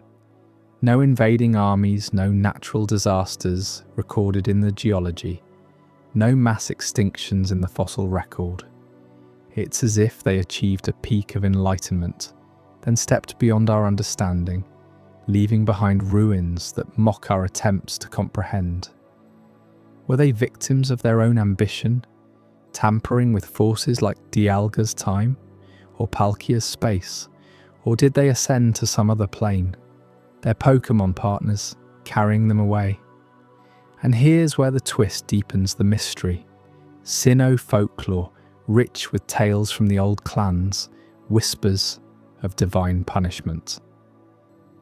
Stories passed down through elders claim that Arceus, the original one, grew displeased with humanity's overreach, treating Pokémon as tools rather than equals, or delving into forbidden knowledge about creation itself. In these legends, the alpha Pokémon descended in wrath, unravelling the fabric of those societies with a single decree. Temples in the Coronet Highlands bear inscriptions warning of the Great Unravelling, where the world folded upon itself, sparing only the humble. But archaeology tells a different story, or rather, it tells no story at all. Gaps in the record are glaring. Carbon dating shows abrupt halts in activity, with no transitional phases. No bodies, no heirlooms passed on, just voids. Scholars in the Pokémon League debate endlessly. Was it a cataclysmic event, like a meteor strike, hidden by time? Or something more insidious, like a psychic backlash from overused legendaries? The ambiguity is what haunts you, isn't it? You explore these ruins in your games, feeling that pull of the unknown, wondering if you're walking in the footsteps of ghosts who knew secrets we can only guess at. This thread of vanished harmony raises questions that echo through every region. If these societies could build wonders with Pokémon, why haven't we rebuilt them? What knowledge did they take to their graves or wherever they went? It's a reminder that the Pokémon world isn't just about battles and badges, it's layered with histories that challenge our place in it. You feel that curiosity bubbling up, don't you? That urge to uncover what really caused these collapses, to fill in the blanks left by time. But before we chase those shadows further, consider this. Many of these lost civilizations left behind bones of ancient Pokémon, waiting in the earth for a second chance at life. Up next, in Chapter 8, Reviving the Ancient Dead, we'll unearth the eerie truth about bringing fossils back from extinction, and why those revived beasts might not be quite as they seem. What secrets do they carry from worlds long gone? Stick around. You won't want to miss how this ties into the biggest resurrection riddle of all. Reviving the Ancient Dead. Have you ever held a fossil in your hand, that dusty remnant of a world long gone, and wondered if science could really pull life back from the edge of oblivion? In the Pokémon world, it does, through a process that's equal parts miracle and mystery, fossil resurrection. But as we'll uncover today, bringing these ancient creatures back to life raises questions that cut to the heart of what it means to be truly alive, and whether what emerges from those labs is the real deal or just a shadow of the past. Let's start at the beginning, back in the sun-baked labs of Cinnabar Island. You know the place, that volcanic hotspot in Kanto where the air smells like sulfur and innovation.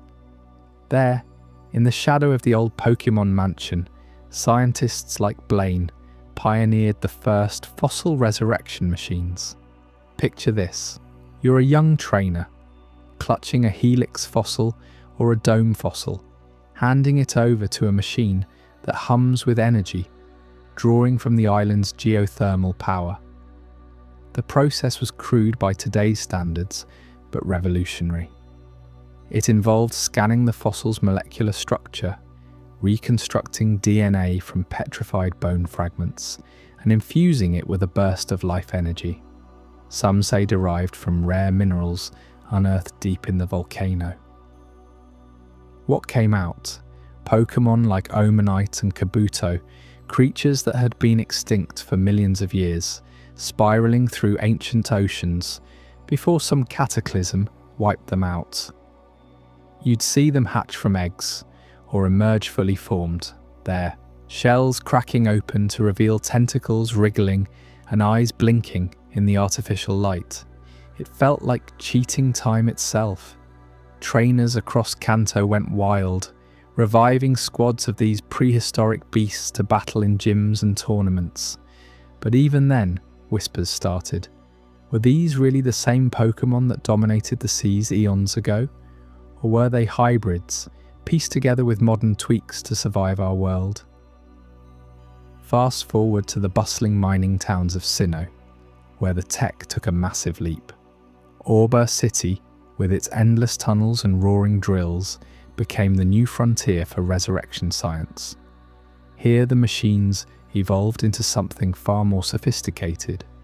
No longer relying on volcanic heat alone, they tapped into the region's rich deposits of rare ores.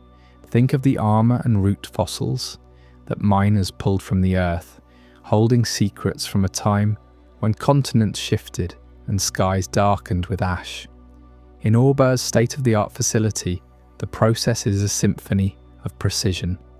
First, the fossil is placed in a cryogenic chamber to preserve any lingering organic traces. Then, high-powered scanners map out the genome, filling in gaps with algorithms modelled after living Pokémon relatives, like using Squirtle's DNA to bridge Omastar's lineage.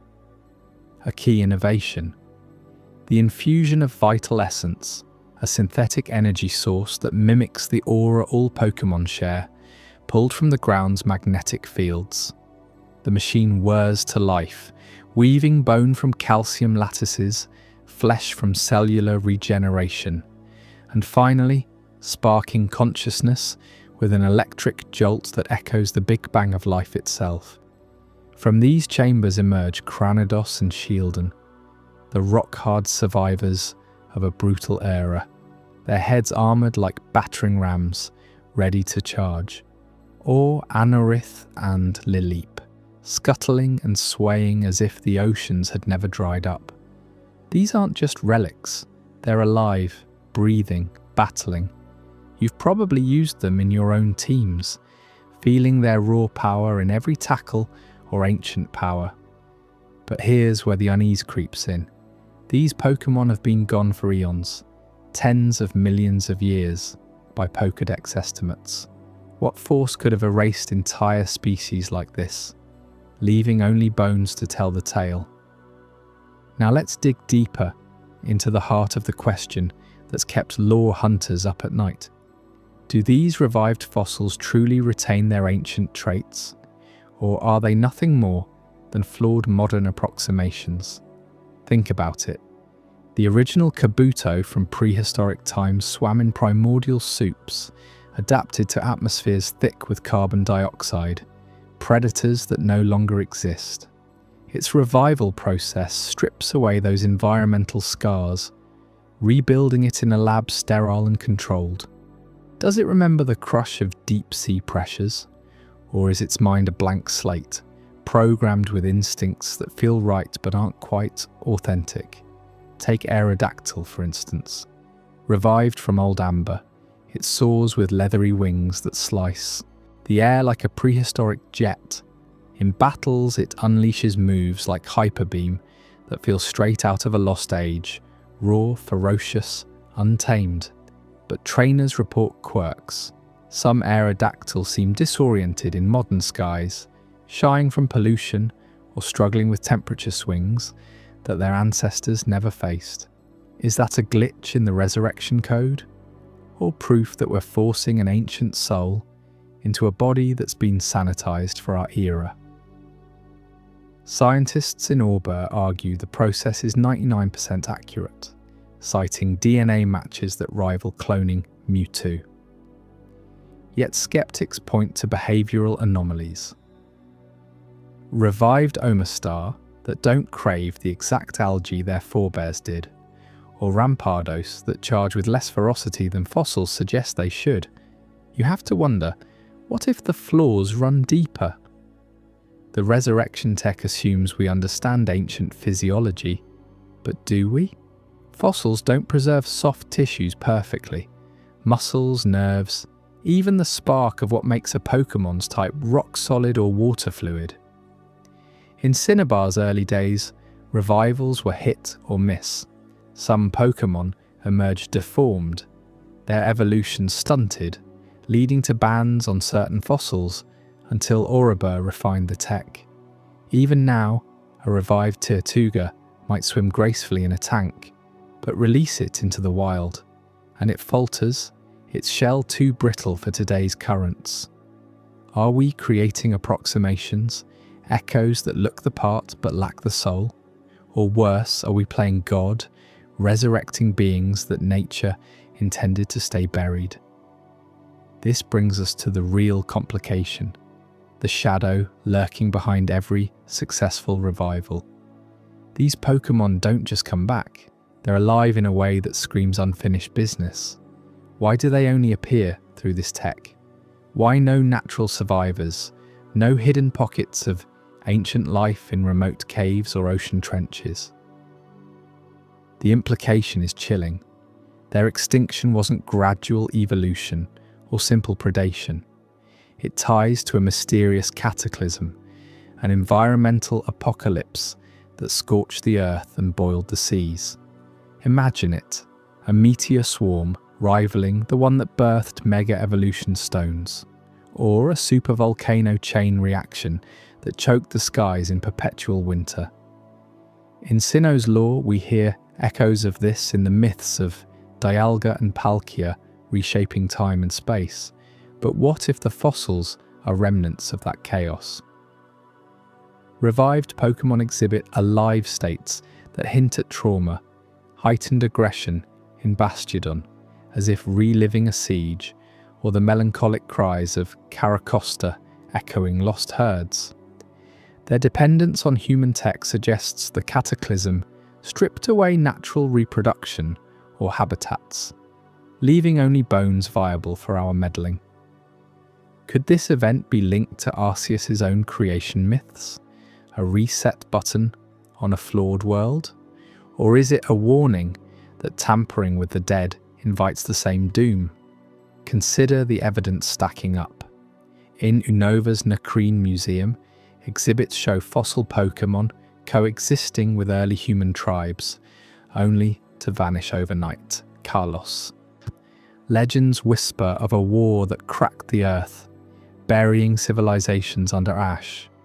And in Hisui, ancient Sinnoh, the warped time of the space-time rift spits out distorted fossils, like Bastiodon with mismatched horns, as if the cataclysm's ripples still distort reality. Every revival pulls at this thread, suggesting the environmental havoc wasn't random. It was total, engineered perhaps by forces beyond legendaries, leaving a world barren of the old guard. You feel it, don't you? That thrill of holding history in your Pokéball, mixed with the dread of what it cost. These ancient dead aren't just Pokémon. They're ghosts of a broken planet, revived to remind us how fragile the balance is. Trainers like you keep them in rotation, evolving them into Tyrantrum or Aurorus, beasts that dominate the league with primal fury. But pause next time you command a Stone Edge from your Rampardos. Is it channeling the rage of extinction, or just code running smooth? As we wrap this chapter on reviving the ancient dead, one truth lingers. The process bridges worlds, but it also exposes cracks in our understanding. And if you're as hooked as I am on these extinction enigmas, wait until we unravel the next puzzle. Up next, the mystery of Pokémon eggs. How do these miraculous orbs even form, and what secrets do they hide about life itself? You won't want to miss it. The mystery of Pokémon eggs. Have you ever handed 2 Pokémon over to the daycare couple, walked away for a bit, and come back to find an egg waiting for you, like some kind of magical delivery? It's one of those everyday Pokémon experiences that feels so normal after a while. But stop and think about it. What's really going on behind those fences? In the world of Pokémon, eggs don't just happen. They pop up mysteriously, and the game never shows you the actual laying process. No dramatic scenes, no parental Pokémon waddling around with a fresh egg in tow. Instead, the daycare man simply says, "Oh, we found an egg." Found it where? Under a bush? In the grass? It's as if the egg materialized out of thin air, defying everything we know about reproduction, even in a world full of fire-breathing lizards and psychic foxes. Let's dive into the daycare mechanics first, because this is where the real weirdness starts. You know the drill. You drop off a compatible pair, they level up a little through some vague playtime or training, and suddenly compatibility sparks an egg. But compatibility isn't about love or romance. It's a cold, calculated system hidden in the code.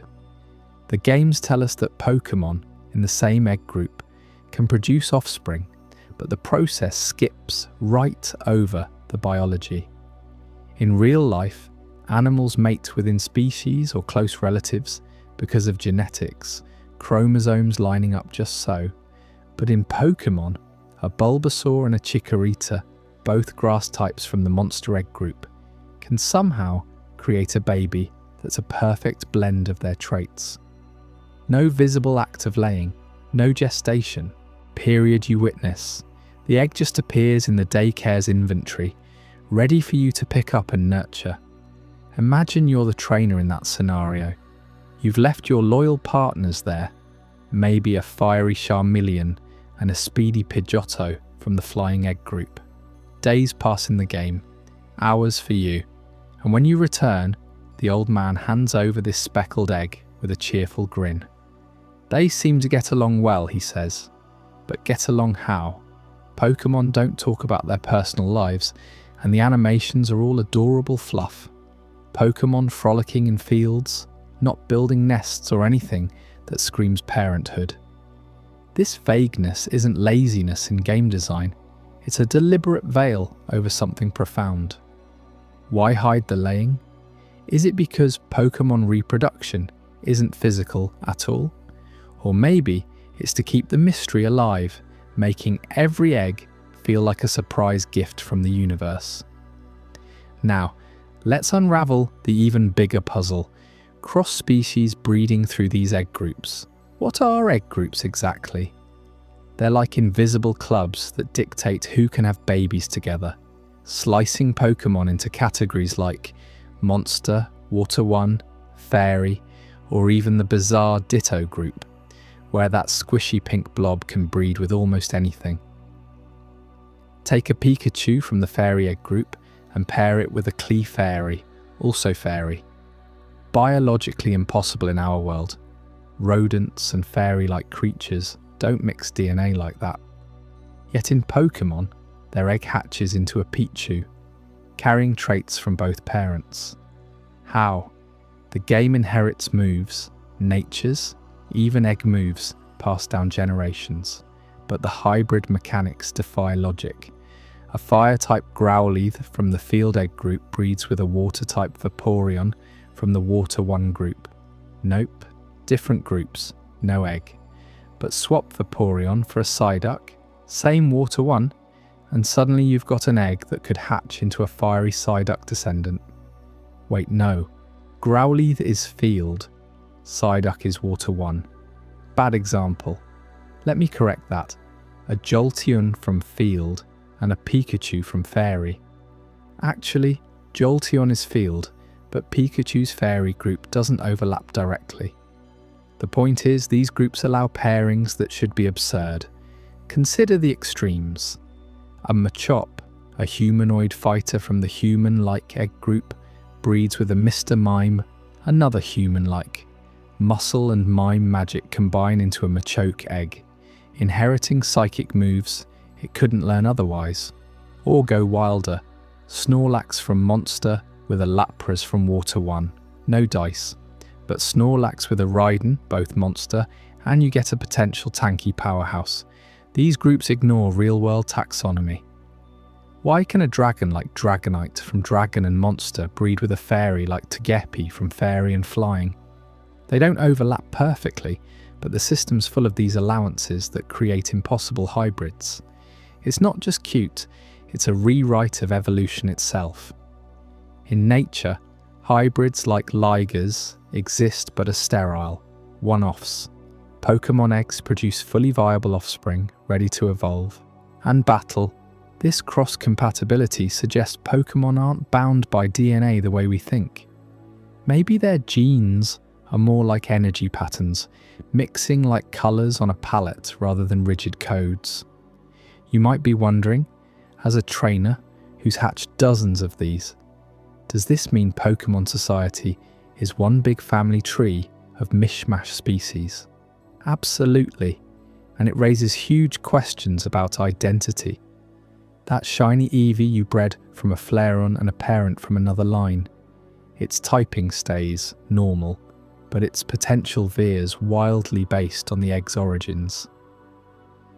Egg groups enable this diversity explosion, letting rare traits propagate across what should be incompatible lines. Defying biological compatibility isn't a bug, it's the feature that keeps the Pokémon world vibrant and unpredictable. But how does it work without visible laying? The daycare's found excuse feels like a cover-up for something ethereal. Perhaps the couple is simplifying a process too arcane for human eyes, a burst of life energy that coalesces into an egg when conditions align. As we peel back these layers, the revelation hits. Pokémon eggs might not be biological at all. They could represent a metaphysical miracle, a pure expression of Pokémon energy weaving new life from the essence of two beings. Think about it. Arceus, the creator, hatched from an egg at the dawn of time. Eggs symbolize beginnings, infinite potential wrapped in a shell. In the games, when compatibility is high, that egg forms not from cells dividing, but from a harmonious surge of aura, or whatever vital force powers these creatures. Scientists in the Pokémon world, like those in the Pokédex entries, scratch their heads over it. No dissections reveal embryos, no studies track the laying. It's as if the egg bypasses the physical, emerging fully formed from the daycare's nurturing vibe. Crossbreeding amplifies this. Egg groups aren't about flesh and blood, but shared frequencies of energy, allowing hybrids that harmonize on a spiritual level. Picture the implications for you as a trainer.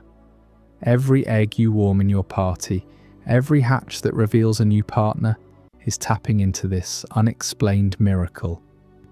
Is it the bond between Pokémon that sparks it? The daycare's special environment, maybe infused with ancient energies from ruins nearby? We've seen eggs in the wild, guarded by legendary birds or found in nests, but the mechanics stay elusive. Even breeding legendaries like Latias and Latios, wait, they can't breed, but others like the Regis or Regieleki? No, most legendaries are off limits, hinting that this miracle is reserved for the everyday Pokémon, the ones that fuel our adventures. Delving deeper, consider regional variations. In Gala, the daycare evolved into the nursery, but the egg mystery persists. You leave a Corvic Knight and a Dragapult, both flying and dragon groups overlap, and poof, an egg. No one sees the dragon ghost lay it, it's just there. This consistency across generations screams intentional lore. Game Freak could have shown animations of laying, but they chose opacity. Why? To preserve the wonder, perhaps, or to nod at a deeper truth. Reproduction as alchemy, not anatomy. Biologists in our world would balk. Hybrids defying compatibility, impossible. Yet Pokémon thrives on it, with egg groups creating a web of possibilities that mirrors the game's theme of harmony amid chaos.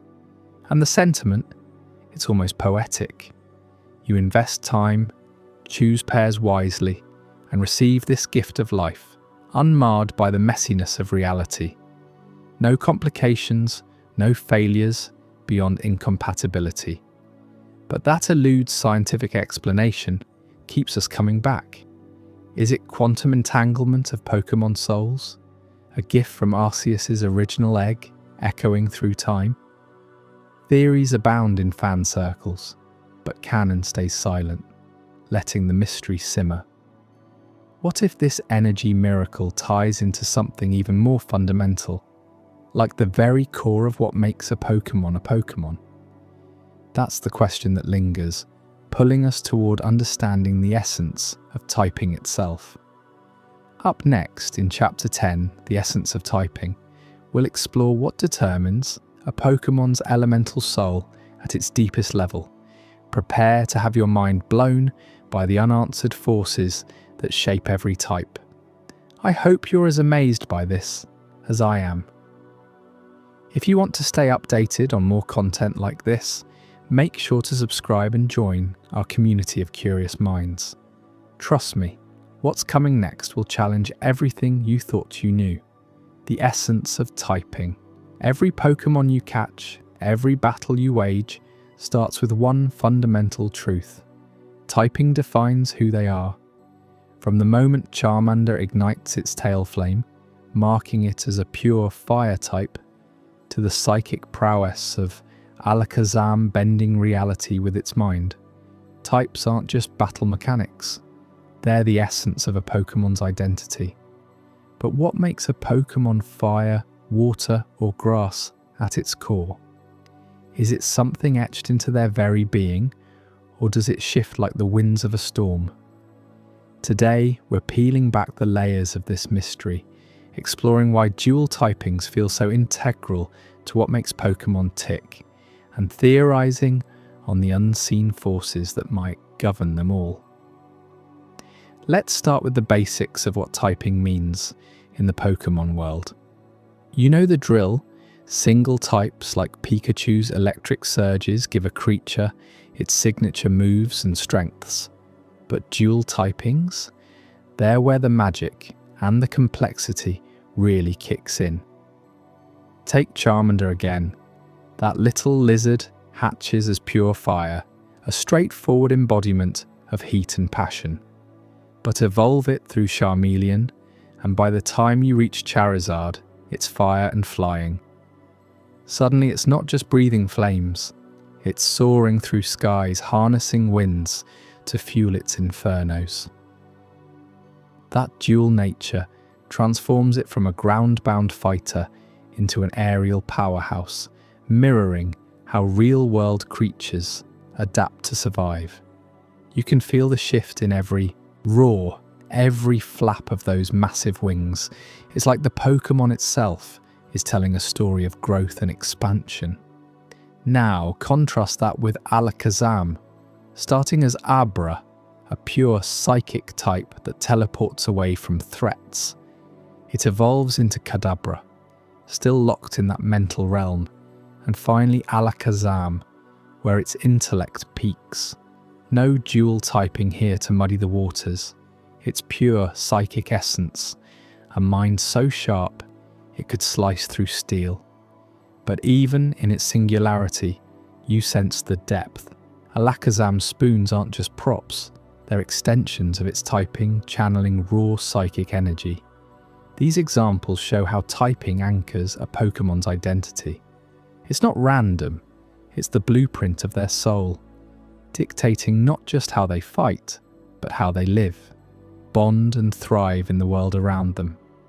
But why dual typings at all? Why not keep everything pure and simple? Think about it.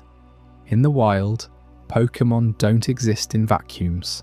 A fire-flying Charizard might rule volcanic skies, but what about a water-ground Swampert, wading through muddy rivers with earth-shaking power?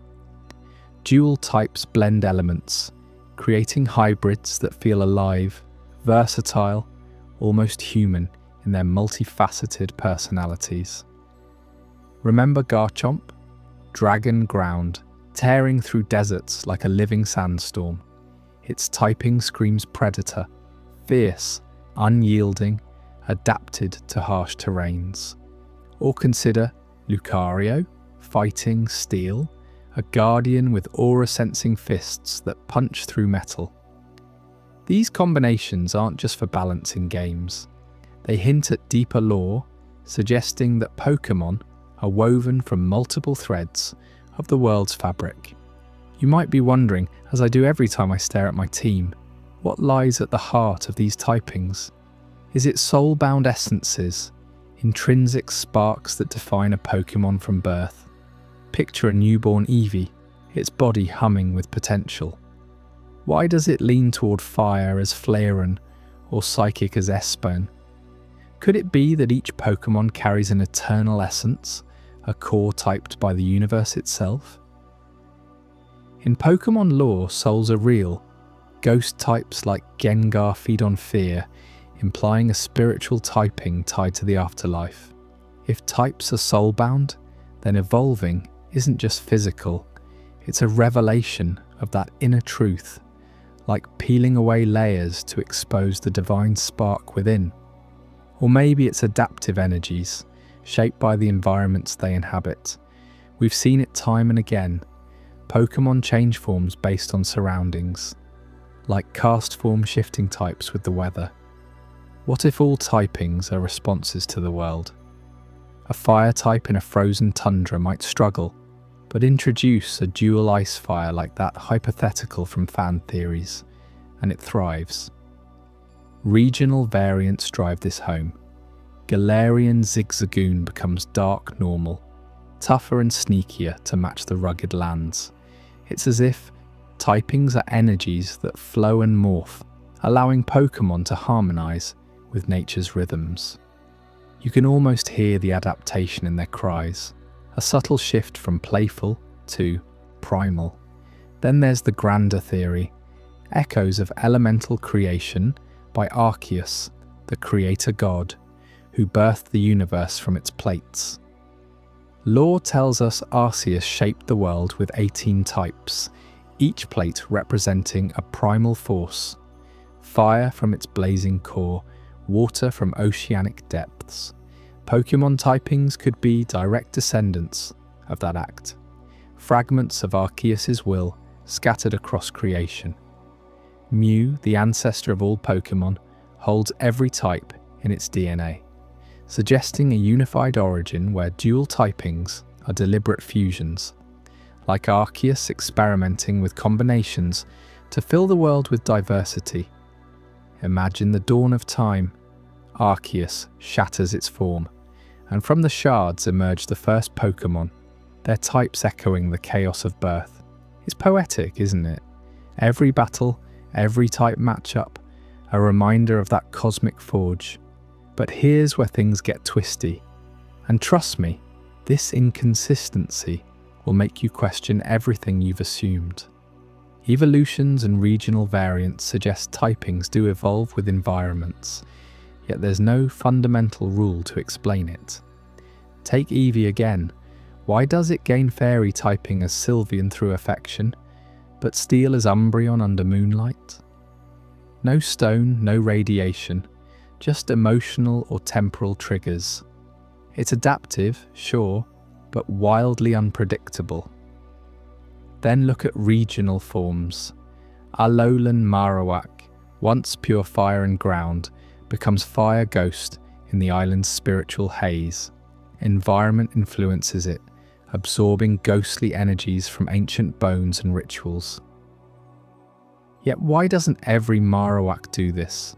Why do some fossils resurrect as pure rock water Omanita without a hint of their prehistoric adaptations? This lack of rules points to a deeper chaos. Consider the legendary birds. Articuno, pure ice flying, embodies frozen isolation. Zapdos, electric flying, crackles with stormy fury. Moltres, fire flying, blazes like eternal summer. All dual, all tied to elemental towers. But what if their typings weren't fixed? In myths, they're guardians of nature's balance, yet evolutions like Mega Charizard X flip to Fire Dragon, introducing a whole new layer mid-journey. No canon explains the mechanics. Is it the Mega Stone unlocking dormant essences, or environmental mega energy rewriting the code? And don't get me started on cross-generational oddities like Silicobra evolving into Sandaconda, pure ground, but thriving only in deserts, adapt or perish. But why that type specifically? You feel the frustration building, right? We've got Pokemon like Rotom shifting types by possessing appliances, electric ghost base, but add heat for fire, wash for water. It's adaptive energy at its most literal, yet no lore book spells out the how. Are these echoes of Arceus glitching, soul-bound essences rebelling against their origins? Theorists argue it's all tied to the distortion world, where Giratina warps types, but that's speculation. In the end, the absence of rules makes typings feel alive, organic, full of potential. It's what keeps us coming back, wondering if our next catch will defy expectations. Dive deeper into specific cases and the mystery thickens. Take the starter Pokémon across regions. They're always pure at first, but evolutions introduce duels that reflect local biomes. Kanto's Bulbasaur goes grass poison, toxic vines suited to urban wilds.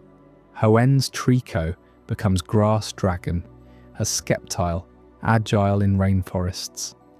It's like the land imprints on them, blending essences. But why poison for Bulbasaur? Is it soulbound from ancient seed pods laced with toxins, or adaptive to fend off city pests? And Arceus' shadow looms large. Its normal typing hides multi-type forms via plates, suggesting it can embody any essence, the ultimate creator unbound by rules. Now consider ghost, dark types like Spiritomb, bound by 108 spirits in a stone. Their typing screams otherworldly fusion. But how does environment play in? Found in ruins, perhaps echoing Arceus's forgotten experiments, or adaptive, lost souls clinging to the physical world, darkening with time. You can't help but shiver at the implications. What if your own Pokémon's typing hides a similar secret, waiting for the right trigger? This essence of typing isn't just trivia, it's the heartbeat of Pokémon lore. It shapes alliances, rivalries, even friendships. A fire fairy Primarina sings with enchanted flames, dual typing making it a performer and protector. Without understanding the foundations, soul, adaptation, or creation, we're left guessing, but that's the thrill. It invites you to theorize, to see your team as fragments of a larger tapestry. As we wrap up this dive into typing's enigmatic core, one question lingers that pulls us toward even stranger territories. If natural Pokémon are defined by these elemental souls, what happens when humans craft their own?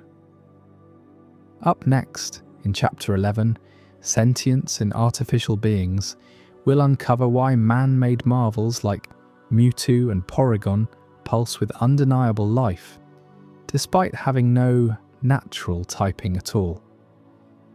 You won't want to miss how this blurs the line between creation and consciousness. Sentience in Artificial Beings. In the vast world of Pokémon, not every creature emerges from a wild encounter or a mysterious egg. Some are born in the cold glow of computer screens, forged in secret laboratories, or pieced together from the failures of human ambition. These man-made Pokémon challenge everything we think we know about life itself. Why do beings crafted by human hands, digital code, cloned DNA, experimental hybrids, develop true sentience, complete with emotions, loyalties, and the burning desire for free will? It's one of the deepest unanswered questions in Pokémon lore, and today we're unraveling it step by step. Let's start with the most purely artificial of them all, Porygon. This isn't your average Pokémon hatched in the wild. Porygon was created in a lab as the world's first digital Pokémon, programmed by scientists at the Silph Coty to navigate and explore the virtual realms of computers. Picture this: lines of code weaving together into a form that defies the boundaries between machine and life. In the games, Porygon is introduced as a tool, a virtual entity designed for data analysis and system security. But here's where it gets fascinating. Porygon doesn't just execute commands, it evolves. Through upgrades like the dubious disc, it transforms into Porygont and eventually Porygon Z, gaining new abilities and a quirky, almost playful personality that shines through in battles and animations. You might think, okay, it's just advanced AI, right? But the lore hints at something more profound. In episodes like the infamous Electric Soldier Porygon, which accidentally caused real-world seizures due to flashing lights, Porygon demonstrates autonomy. It questions orders, protects its human companions, and even shows confusion or curiosity in ways that mirror a child's wonder. How does a bunch of pixels and algorithms spark emotions like fear or attachment? Scientists in the Pokémon world treat Porygon as property at first, but trainers bond with it, and it reciprocates with loyalty that feels utterly genuine. Is this sentience emerging from the complexity of its code? Or is there an unseen force pulling these digital threads into consciousness? Porygon's birth forces us to ask, if life can boot up from binary, what separates the programmed from the profound?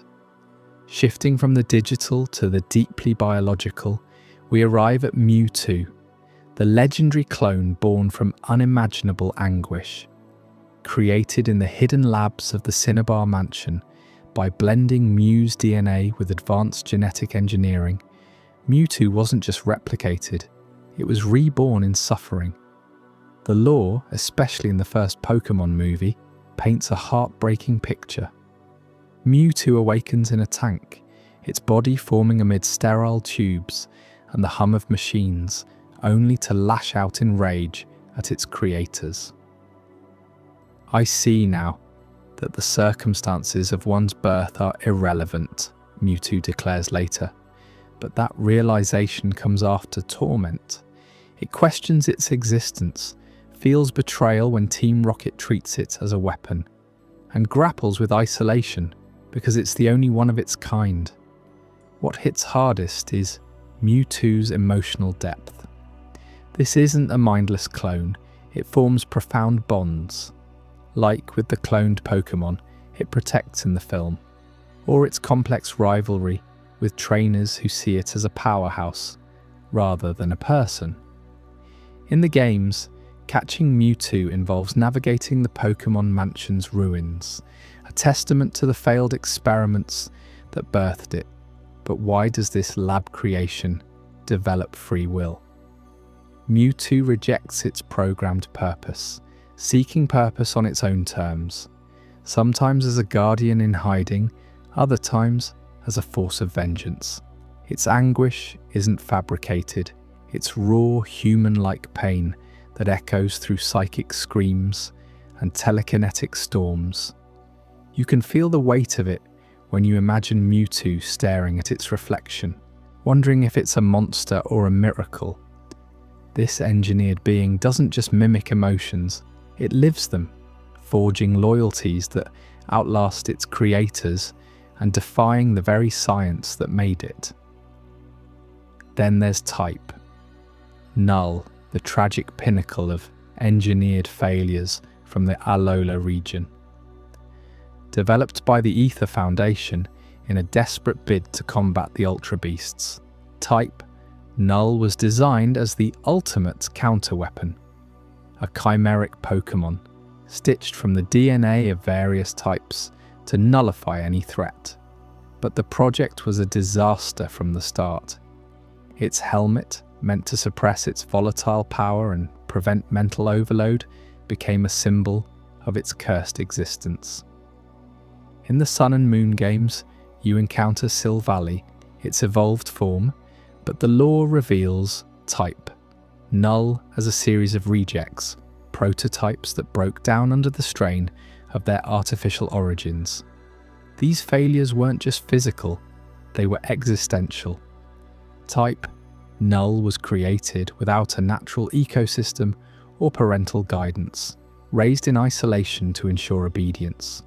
Yet it rebels.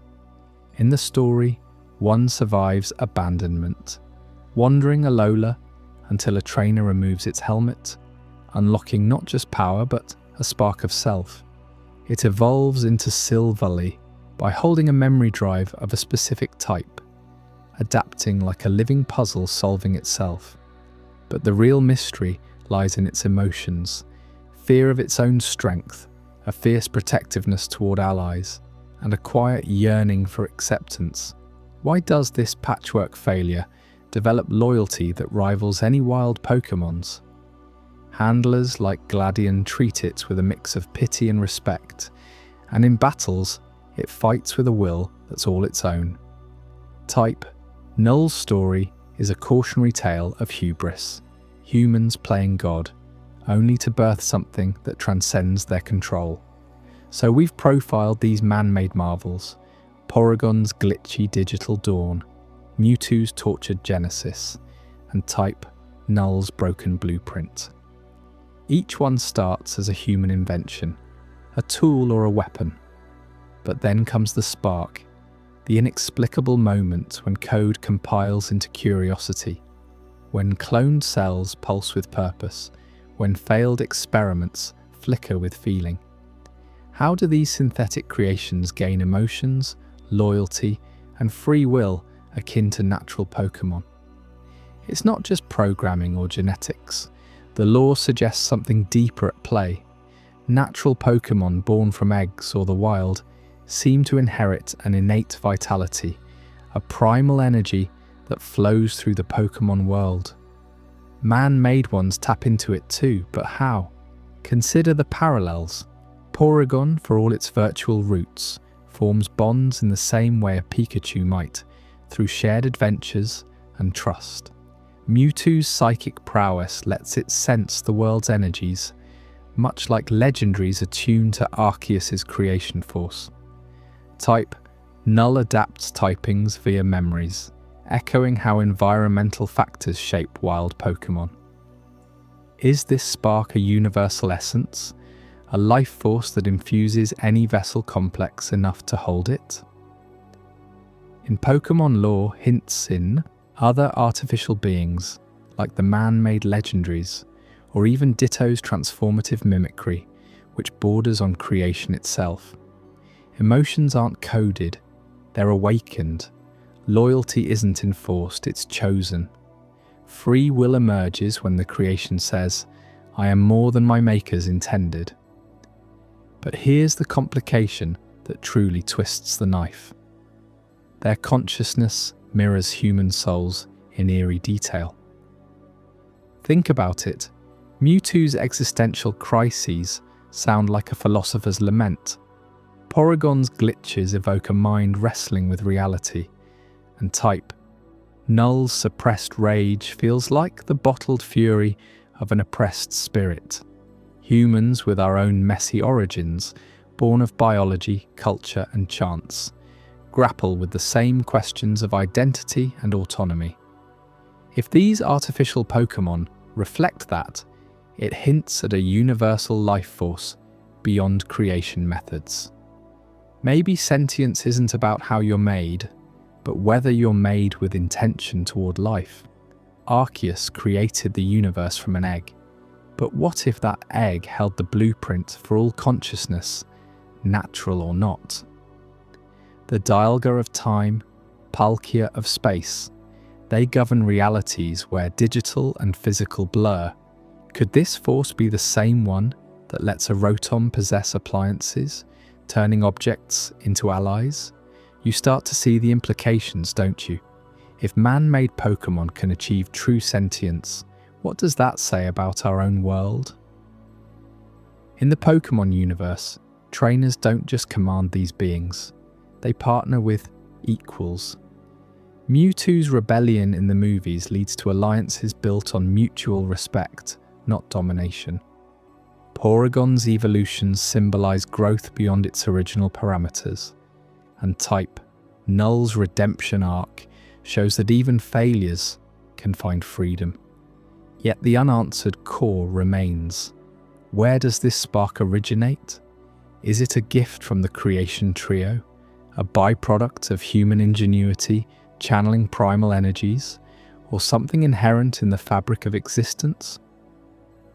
Lore fragments, like the ancient texts in Sinnoh or the Ether Foundation's logs, tease at experiments that tapped into dimensional souls, but nothing concrete. Delve deeper, and you'll find fan discussions exploding over this. Some theorize that all Pokémon, artificial or otherwise, draw from the same Poké spirit, a collective consciousness linked to the world's myths. Others point to Mew, the ancestor of all Pokémon, whose DNA might carry the seed of sentience, passed on even in clones. In the anime, Mewtwo mentoring young Pokémon, imparting wisdom that suggests it's not just alive, it's evolved beyond its origins. Imagine training your own Porygon, watching it glitch through a battle, not from error, but from excitement. Or bonding with a Silvally, feeling its helmet scars as metaphors for hidden pains we all carry. These stories aren't just plot devices, they're invitations to question what makes us, human or Pokémon, truly alive. This probe into the spark reveals a lore rich with philosophical undertones. Synthetic. Creations don't just gain emotions, They embody them, turning labs into cradles of unexpected life. Loyalty forms not through chains, but through shared struggles. Mewtwo's flight from captivity mirrors a wild Charizard breaking free. Free will asserts itself in quiet moments like Type, Null choosing to stay by a trainer's side despite its warrior design. And emotions? They're the bridge, turning cold calculations into warm companionships that make every Pokémon journey personal. As we wrap up this exploration of sentience in artificial beings, one thing is clear. The line between created and creator blurs in ways that leave us all pondering our place in the world. But don't stop here. The real mind benders are just beginning. Up next, in Unresolved Threads and Fan Theories, we'll pull at the loose ends of Pokémon lore, from wild speculations on Arceus's forgotten predecessors to the craziest fan ideas that could rewrite everything you thought you knew. You won't want to miss how these theories connect the dots we've been chasing. Unresolved Threads and Fan Theories. As we wrap up our exploration of these mind-bending Pokémon mysteries, one thing stands out crystal clear. These 10 unanswered questions aren't just isolated puzzles scattered across the Pokédex. They're threads in a massive, intricate web that hints at a universe far deeper and more connected than any game or anime episode has fully revealed. Think about it. Arceus hatching from that enigmatic egg, kick-starting everything, but what sparked the egg itself? That origin ties directly into the ancient civilizations we lost, like the ruins in Unova or the war-torn history of Kalos, where Pokémon and humans once built empires that crumbled without explanation. And those fossils? Revived through our tech, but why do they snap back to life, looking so alive, as if their extinction was more than just time's cruel hand? It's like the whole Pokémon world is echoing with echoes of a forgotten genesis. Now, layer on the Ultra Beasts, those otherworldly invaders that don't play by our rules. Are they extra-dimensional Pokémon, or something entirely alien? Their arrival punches holes in our understanding of typing, that fundamental force deciding if a Charmander breathes fire or a Squirtle douses flames. What determines a Pokémon's type at its core? Some soul-deep energy, environmental echoes, or maybe even the whims of creation itself. And speaking of creation, look at the man-made marvels like Porygon or Mewtwo. How do digital code and lab experiments birth true sentience, a spark of life that feels every bit as real as a wild Pikachu's? It's no coincidence that these artificial beings often clash with legendaries, those enigmatic powerhouses. Are they one-of-a-kind gods like the singular Ho-Oh soaring eternally, or species with multiples, like the roaming Latios and Latias? That blurring line between unique and breedable forces us to question if the divine hierarchy is as rigid as we think. Then there's the human element, which weaves through it all like an invisible current. Why can some trainers channel aura like Lucario's masters, or bend minds as psychics in Saffron City? Is it learned, inherited, or a dormant gift from those ancient times when humans and Pokémon walked as equals? Or maybe even more? Mega Evolution amps this up, with its stones and energy pulsing from meteorites or primal forces. But whose will ignited that power? It connects back to the eggs too, those bizarre orbs that appear in daycares without a clear laying moment, crossing species lines in ways biology shouldn't allow. Imagine a world where reproduction isn't just natural, but orchestrated by some overarching design, linking the tiniest Togepi to the mightiest Rayquaza? You see, these questions don't float alone. They tangle into a tapestry that's equal parts thrilling and frustrating. The origin of Pokémon feeds into the fall of civilizations, which in turn explains the rarity of certain powers in humans today. Fossil revivals hint at a cycle of death and rebirth that mirrors egg mechanics, while typings and sentience challenge what life even means in this world. Ultra Beasts and Mega Energy suggest external influences crashing the party, and legendaries? They're the anchors, holding it all together or pulling it apart. It's like Game Freak left us a half-finished mosaic, each piece shimmering with potential, begging us to fill in the gaps. What if this interconnected lore points to a Pokémon reality that's not just one world, but a fragile balance teetering on the edge of revelation? That's where fan theories come in. And oh boy, do they light up this shadowy corner of the fandom like 1,000 arrows from a Zygarde. Fans have spent decades piecing together wild, brilliant ideas that make these threads feel alive, pulsing with possibility. Take the multiverse theory. It's exploded in popularity since Sun and Moon introduced Ultra Space.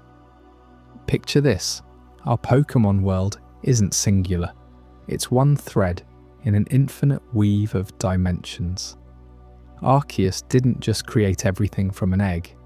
That egg was a nexus point, a cosmic seed planted across realities.